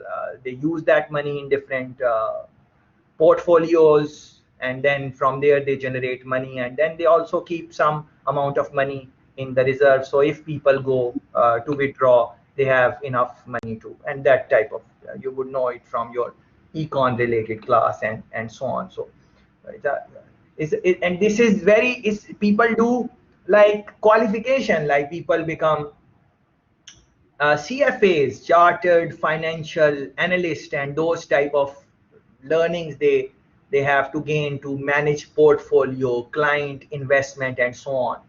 And Morgan Stanley is a big company, and they are using AI to manage clients' money.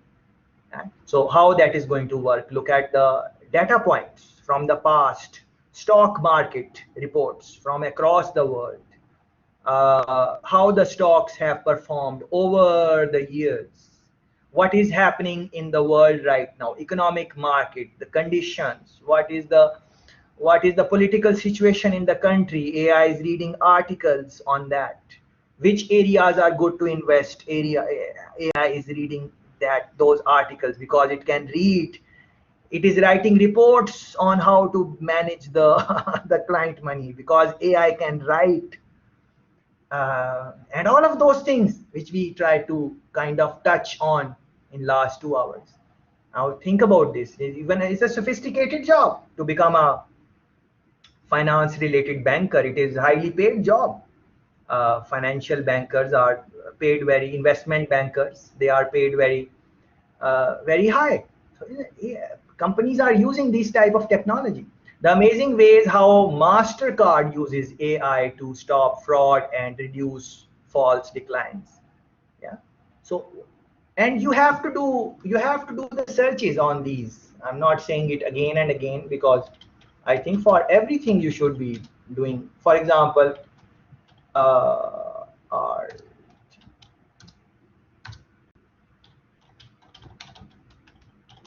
we are talking about MasterCard. So MasterCard artificial intelligence, you just run some search and then try to find some good website. So I skipped this first one, I'm skipping second one, I'm going to this one because it says MasterCard services.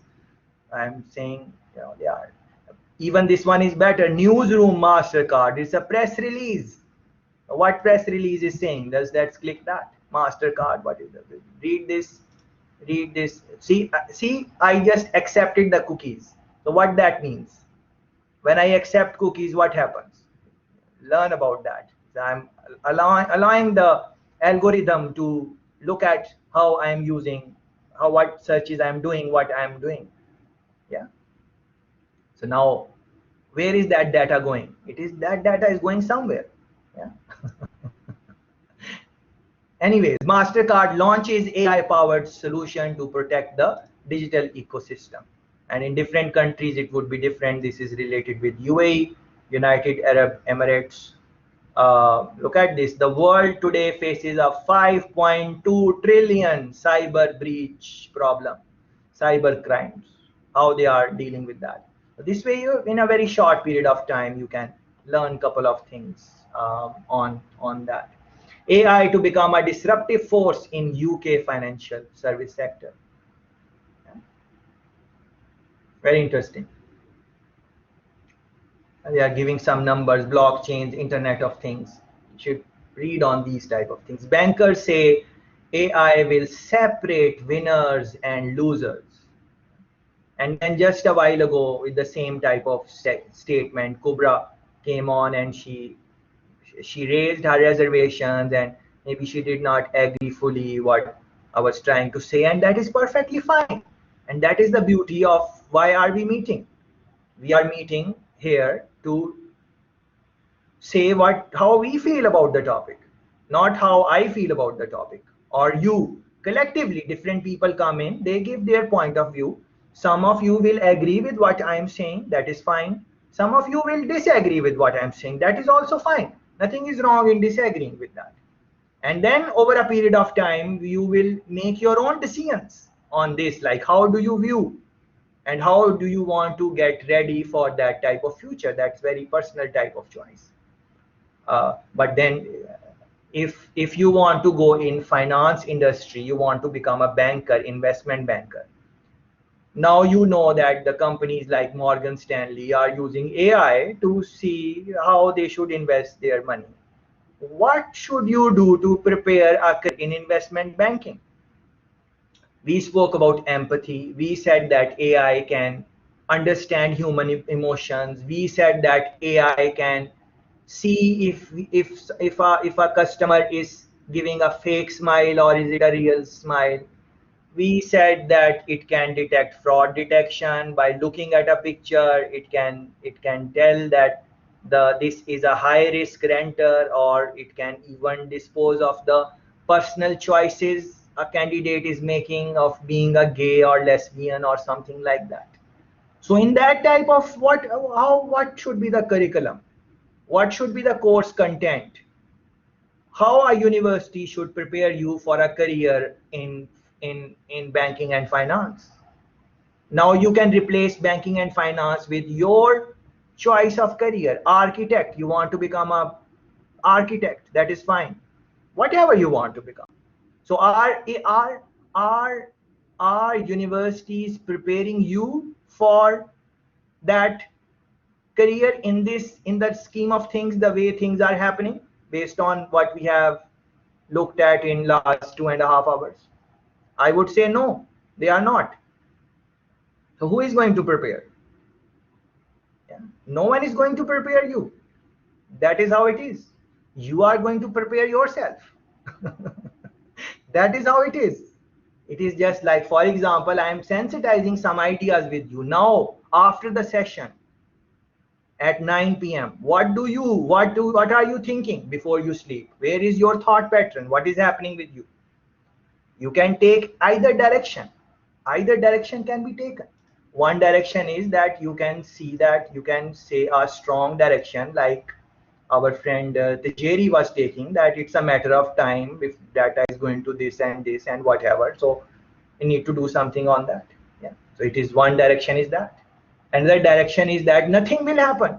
Nothing will happen. All of this is part of movies.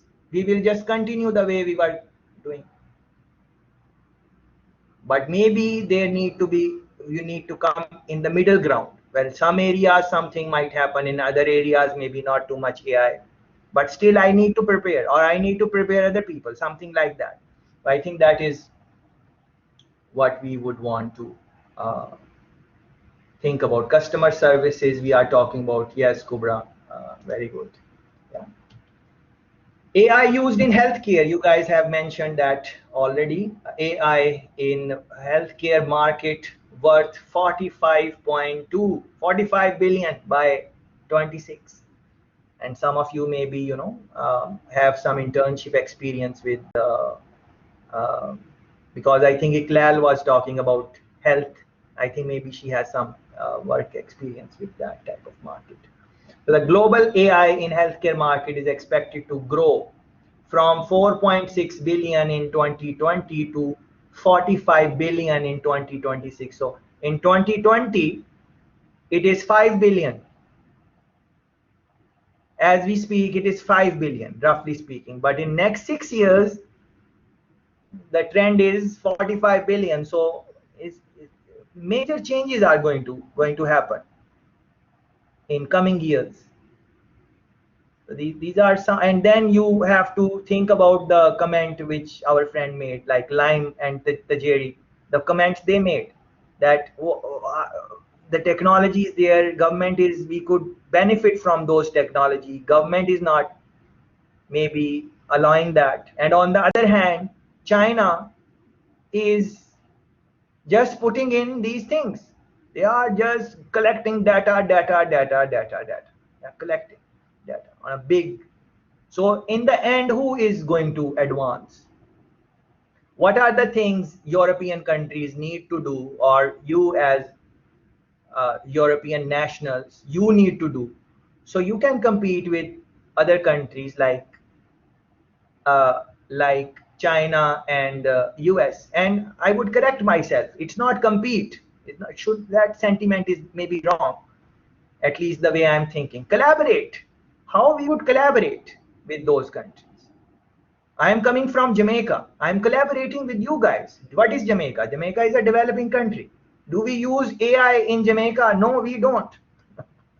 I'm just giving in my 2 cents, sharing my 2 cents with you guys here. Yeah, so same way you will be sharing your 2 cents with Chinese, your 2 cents with Americans, and then collectively human race is going to benefit. And we need to think about people who are not in the cohort, who are the people from Africa, for example, people from Kenya. We don't have people from Kenya maybe, or other developing countries in Africa. Maybe we have, I don't know, but I'm just saying that those countries where their representatives are not there, we need to engage them now and then do something, collaboration. You can create a career out of this, and it would not be just not for profit. You can earn some living, and it's an enjoyable career also which can be made from that. Anyways, physicians urge hospitals to become artificial intelligence ready. And this is the same sentiment which Tajire was mentioning, Lime was mentioning, other friends have mentioned that it's of readiness. So you will see some things on that. This is amazing. When I read it, I got really amazed. AI can detect Alzheimer's in brain scans 6 years before a diagnosis. 6 years. How do it do it? 6 years before a diagnosis. Because it can forecast, it can foresee. We looked at some of the slides where you saw that sports injury, it can prevent sports injury because it has the data points of other sports people who were having maybe bad postures, and because of that they had sports injury. So any new sports person who has same type of posture, they can detect that, okay, it might have same type of problem, so they can alert them, okay, improve your posture, whatever you need to do. Same way, doctor cannot really, you can, maybe doctors can predict also, but it is not like very accurate. They are also looking at data, and as they get more experienced, their prediction can be better. But how many patients a doctor can see in their lifetime? How many patients? 1,000, 2,000, 5,000, 10,000, 50,000, 100,000 patients? Yeah, but how many data points of patients AI can read overnight? Millions. And in that race, so every race has its own medical conditions. Asians are prone to different type of diseases. Blondes are prone to different type of medical issues. Africans, different issues. Caribbeans, different issues. Chinese, different issues. It's a race also matters in this. So in that race, you make AI look at all the data. But then the problem here is just like, Lime raised a very interesting question, like the regulations, government regulation. Other friends also spoke about regulations.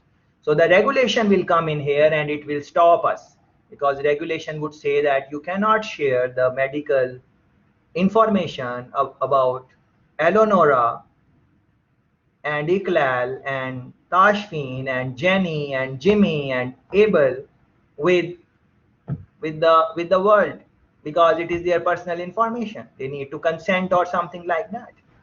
So in a democracy, these type of things are going to happen.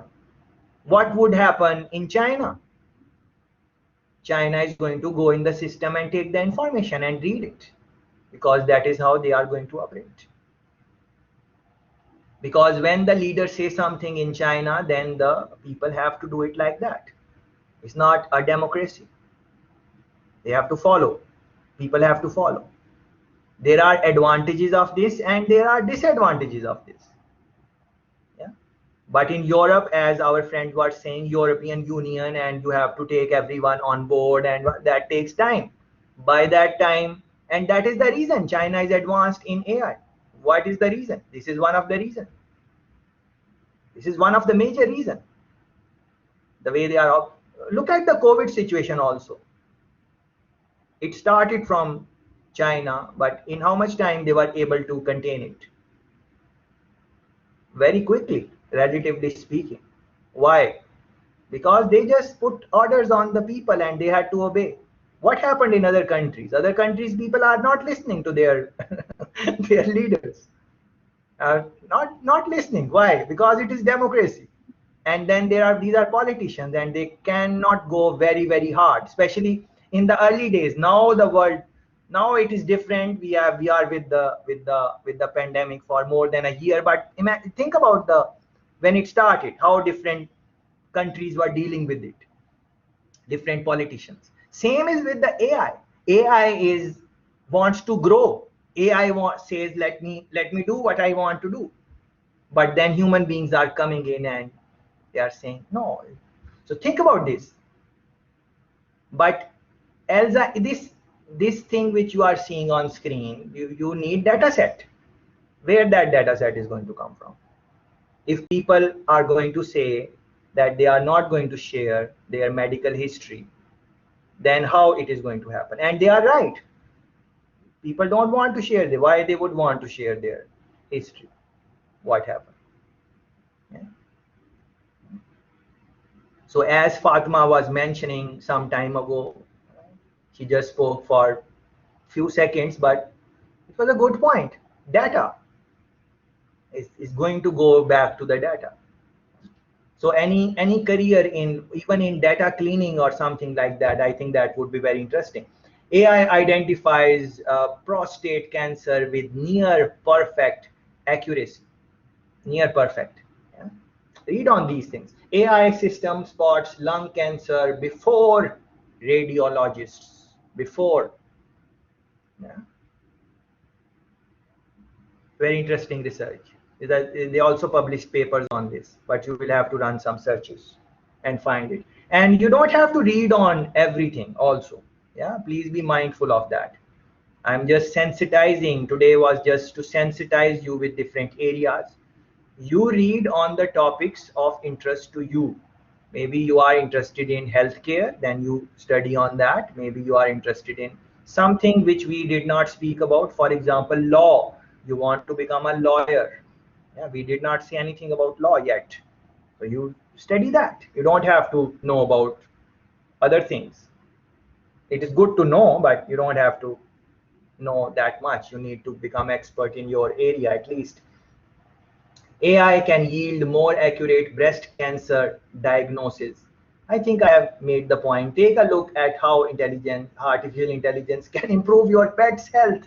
So not just human beings, and this is something which I recently included, is coming from this year 2021. And some people who keep pets, they are very close to their pets, and they really love them and affectionate and all of those things. You and me might not have pets and we can't relate with that sentiment, but we can at least see that people who have pets. So think about this, how that industry is going to change. New artificial intelligence systems can empower medical professionals in diagnosing skin diseases. Again, you can think about, you know, this facial recognition thing, this camera which is on your phones. This can do so many things. It is not just taking your picture. Just try to think about the things we have mentioned. It can take your picture and assess your personality. It can take your picture and read your emotions. Now you can argue that it is not 100%, but the point we are making is that eventually it is going to improve. It is just like that. 100 years ago, 150 years ago, when the Wright brothers said that we are going to make a machine and it is going to run on the road, and then it is going to take off and it is go from places to places. People were saying that Wright brothers are extremely stupid and foolish. They don't know anything. They are insane. They don't have any mind. But nowadays, aeroplanes are reality and part of our life. We don't take a moment to think before sitting in an aeroplane. We are comfortable with that. We go from one country to another country. Yeah. But 100 years ago, 150 years ago, this thing was not possible. Like you can hear my voice. Where am I sitting? I am in Jamaica. How far am I from you? We are very far. But see how close we are in real time. And you are not just in Finland. You are joining from other countries also. I understand. Now go back 100 years ago and someone would say that, oh, this is going to happen in the future. What would people say? People would say that this person has gone crazy. So same thing is with AI also, with a lot of extent, that, you know, we look at these things and we say, oh, this is not going to happen. And I am not saying this will happen 100%. No one is saying that, at least in our session, I believe, because you guys are giving balanced viewpoints so far. Nothing so much drastic or too much over the board yet. But some things are going to happen. So what are those things and how to prepare for that? That is, I think, something should be we should think about. AI could help predict future diabetic cases, and then this is linked with regulation. This is coming from official US website, fda.gov. You can go on the website and read more details. Make a note. FDA authorizes marketing of first cardiac ultrasound software that uses AI to guide the users. Cardiac ultrasound, heart arrest, matters related with heart. Yeah. So they have authorized marketing of the first ultrasound. Yeah. It would be able to predict with maybe more accuracy, and also decrease the workload of doctors. They will be doing something else in the future. What would be that thing? That is something to find out and prepare for if you want to make a career in as a doctor or surgeon or something like that. Yeah. So the regulation is happening, but the pace is different in different countries. Yeah. So any industry you can think of, AI is going to have some impact. We can't, of course, talk about every industry. So now you need to run some searches on your industry, and don't just limit to AI, please. Don't limit to AI. Look into technologies. I think technologies is the right is a better word when you are finding the searches, because as you will look at technologies, you will look at different technologies. Maybe you will not make a career in AI, and that is fine. Maybe some other technologies are coming in your field and people have started talking about it and it is new. Why don't you read on that? and start preparing yourself for that in your own time, in your own spare time. And it will be easy for you because you will be interested in that area. No one is forcing it on you. This one I found very interesting. I'm a model, and I know that artificial intelligence will eventually take my job. So even uh, these beautiful models can be replaced. Um and this goes back to the point our friend was, I think Iqlal was mentioning, the design. Yeah, design. All right, bot, you can give any picture to the bot, any, you can, your are doing fascinating things. In the coming days we will talk about that, what um, how they are giving different type of design or shapes um, to the bots aesthetically. Okay, so Elon Musk, if you do not think AI could outsmart you, you are an, well, I'm not saying it, one of world's richest man, most successful Tesla guy, bringing in electronic cars, bringing in automotive cars, very accomplished. He's saying you are an dash. I'm not saying that. The people I see being the most, and please pay attention to this. Please pay attention to this. The people I see being the most wrong about AI are the ones who are very smart, because they cannot imagine that a computer could be way smarter than them. That is the flaw in their logic.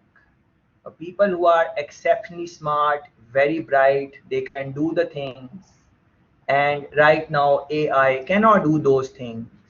Just like I showed you the example of debate, AI could debate, but it did not get the first prize. Human debater got the first prize.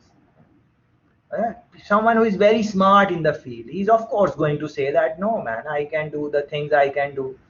AI, I don't think can do that. If you are Picasso or something of that caliber, if you are Shakespeare, maybe then that poetry or that painting, maybe AI cannot make it yet, but it can make a very nice painting, and it can create a very nice symphony music. Yeah, so interesting. Not saying that just use AI. AI will match human intelligence by about 2062. Maybe it will not. Maybe it will not. We don't know that. My guess is as good as yours. It is not that I can guess better than you, or you can guess better than anyone else. A guess is a guess. Only we will know in the future. But the point is that no matter how it turns out, it takes over, it does not takes over, it matches human intelligence, it does not matches human intelligence. That is not even the question, the way I'm looking at it. The question is that AI is definitely capable of doing a lot of things, which we are spending our time in learning. Nothing is wrong in learning those things, but maybe spending our time in doing those things which maybe AI will need our help in, that would be the best investment of our time right now. Maybe. And that is, again, this is just a thought. You would have to think about that. The issue is creating machines aligned with human values, something now missing in AI. Yeah. And this goes back to the points which we were making about human bias, how we stereotype our values, traditions, and then values are different. My value is and even one, I think Malik was making the point that these stereotypes, when I mentioned something about Muslims, she said that or someone else, I'm forgetting the name, I think it was Malik, and she was saying that those stereotypes are not many times correct, because you might be coming from a certain ethnicity and religion, but maybe you are not 100% practicing, or whatever term you want to use on those lines. Yeah. So, and human values are different even in a country. Does a country have the same culture? No. If you are in Finland, is the culture of Finland is the same culture? If you are from Turkey, all the Turkish people have the same culture? Well, you can say that Turks are hospitable and they are generous, and they like to treat you, and uh, uh, take you out for food and pay for that and all of that. Yes, maybe that is true, but is it that all Turkish people are like that? No, not all Turkish people are like that. Yeah. So the culture is, you are putting in something, and but not all people from that ethnicity, or are all Jews like that, or all Christians like that? No. Or all Finnish like that? All Indians are like this? No. So if that is true, then how to find the human values? Which value to go for and which value not to go for? Who will decide the values for humanity when humanity is interacting with AI? So the point I was trying to make earlier, maybe I was not able to do that, but let me try it one more time. It is the people, as Fatma was mentioning, the people who are putting in the data, because willingly or unwillingly, consciously or from their subconscious, they will be bringing their liking and disliking in the data, and it will have. So that is where the regulations now come in, and that takes a lot of time to finalize the regulations and so on. So these are very challenging questions to really find I something. had something Some to like add to that. Yes, Sidra, please go ahead. Going back to the point, like how who decides on like the AI and the regulations and all, but there are already some regulations made, like for every program, like frameworks and all. You have to follow, like every company, every program, like to succeed, you have to follow those to like add to the what's it called, to comply with the country and with the basic regulations, which are like Very they good. are Yes, already absolutely, preset, absolutely, absolutely, basically. absolutely, So absolutely, you can add your own values to it, but if they go against the regulations, you will not succeed. And making a making something that won't succeed is not really beneficial. I don't think someone would absolutely, invest absolutely, their time and money in that. absolutely, absolutely. And then those regulations are from the country. So who is making those regulations, Sidra? Well, that depends, because there are a lot of different frameworks, as in like America has made NIST for cybersecurity framework, and there's the ISO frameworks, and there's also the universal, the GDPR, the regulations of privacy and all. Very good. Very good. Most countries have like a similar kind of like general what's it called, regulations, which are like used by every country, and like some have more, as you said, like every country has, like if they're Very democratic or good. not, but Very it's good. the basics are the same, and if you want to succeed, you have to like use those regulations. Very Let's good. say. Excellent. Excellent. And but who are those? Who are those? Like you are saying these bodies you are naming, but at the end Well, of the day, basically, there are some yeah, people. yeah, there are people, but it depends on the maker of the frameworks, because like for programming in itself, there are, for every code, there are like I think it's called RFAs, a request for Very good. comments. Very good. They make the documentation, and they're like people, like normal people, just like in a democracy, how people like give their input. Like we're a democracy, like I'm from Europe, and we as humans take a representative who like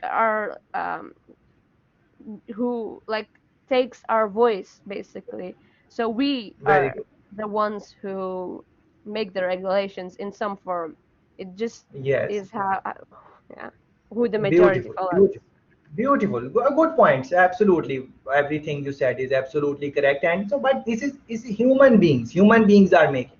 What I'm trying to say, those human beings would have some type of bias. Some type of bias they would have. No, but if it's on a Now, large scale, I think the bias also kind of gets filtered because like everyone has an opinion, that's true. But because there are so many people and like everyone has their norms and values, it kind of gets like mellowed down a bit.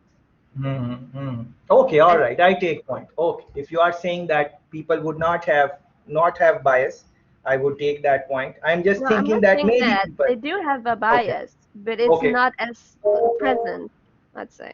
Okay, okay, okay, okay. Yes, and people have listened to the both point of view, and the point is not that everyone will think about these things and then make on their own points on that. Yes, yes, Sidra. Yes, please. Sobia, Sidra, your hand is raised if you want to say I something. think she means like if you don't follow the rules, it will not get accepted. It will not get accepted. Yes, So it yes. will get your bias will get filtered out Yes, in yes, filter out over a period of time, and that is why maybe she was saying that what is the point of working on that project which is going to maybe not get approved or something like that. So decent points. Samsung president says we should really worry about ethics as artificial intelligence moves into your DNA. So some top people are making these type of comments, and you guys have mentioned these things in your points. The issues of trust, government regulation, ethics, and in the end, Sobia and Sidra, they also made comments about how it will be filtered out over a period of time, and the regulation bodies. Sidra has mentioned couple of them. Run some Google searches on them, and if you are not familiar with them, sensitize yourself about them. And here is a nice one. Artificial intelligence needs to be regulated. That is what it is. So it definitely needs to be regulated, as Sidra was mentioning, as Sobia was mentioning, and as other friends have mentioned, that the regulation is going to be the key. But be mindful about the comment Lime also made, that they are regulating in a way which how we going to maybe benefit from that. So there is a catch here, and the catch is quite big. And then the governments have their own agendas of regulating, and the bodies have their own agendas also there. It's quite a complex game field there. EU struggles to go from talk to action on AI amid fears that regulation could kill the sector or arrive too late. If you keep on regulating, nothing is wrong in regulation. Of course, it is important. Not trying to say that regulation is not important, but it's going to kill the sector. Or when you will arrive, you will be arriving very late. Other countries, other nations might have surpassed you. Next generation of artificial intelligence talent to be trained at UK universities. This is a government website, UK gov.uk. Read on these type of information in your own country, how they are preparing the future talent and so on. Look at their course content, for example. What are the things uh, they are paying more attention to? I think that would be important. Even if you don't go for a degree in AI, that is fine. Even if you don't do a master's in computer science, that is also fine. I think nothing is wrong in that. But if you would be sensitized about these topics, then you would be able to prepare yourself a little bit better.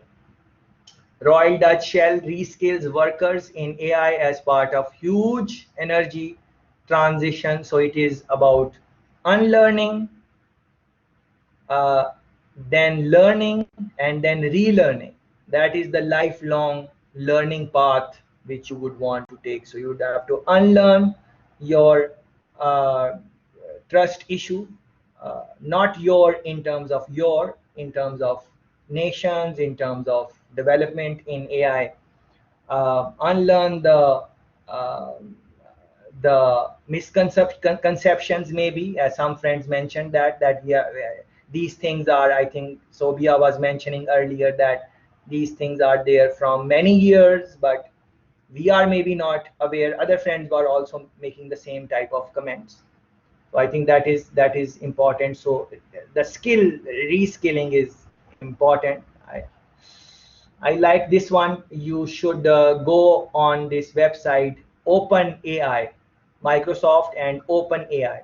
Uh, some years ago, they have made considerable amount of funding for this project.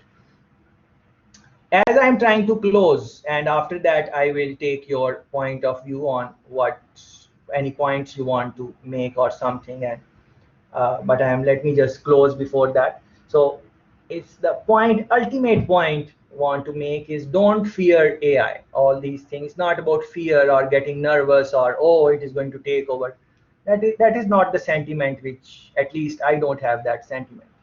It will lead to long-term job growth. It is, some jobs will be displaced, but it is going to create a lot of jobs. And here are some statistics for you guys, and it is coming from World Economic Forum, very reliable website.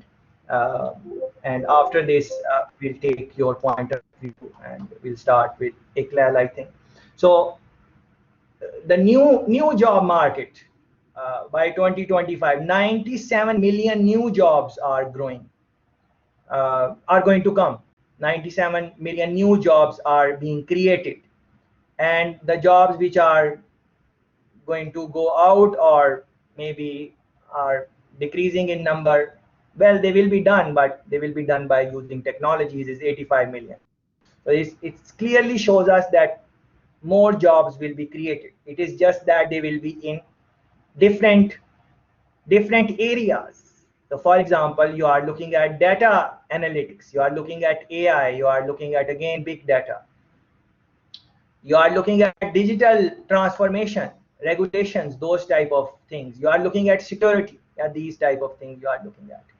And then other things like, accountants, auditors, we gave examples of finance, where computer is looking at, the how the client's money should be spent, those type of things. And you can read this more in detail. That is what is happening. Yeah.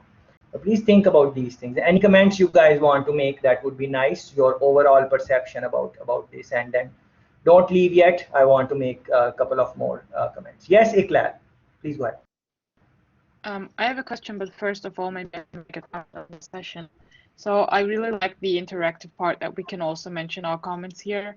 But as I look to the number of participants, maybe it also makes sense if we create some kind of breakout rooms for some time of the lecture, where we can also exchange on the things and reflect on the points you mentioned. Because I know everyone is coming from a different background, different country, different job fields, and that I think that exchange creates a great value we can't just gain from doing research. So that would be really helpful for me.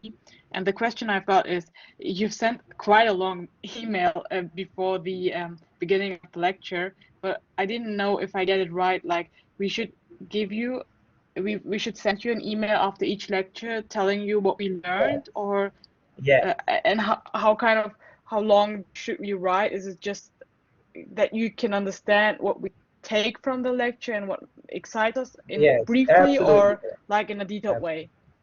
Yes, absolutely correct. You made the right point. So we can maybe close, and I can make some comments on the things. So please look at the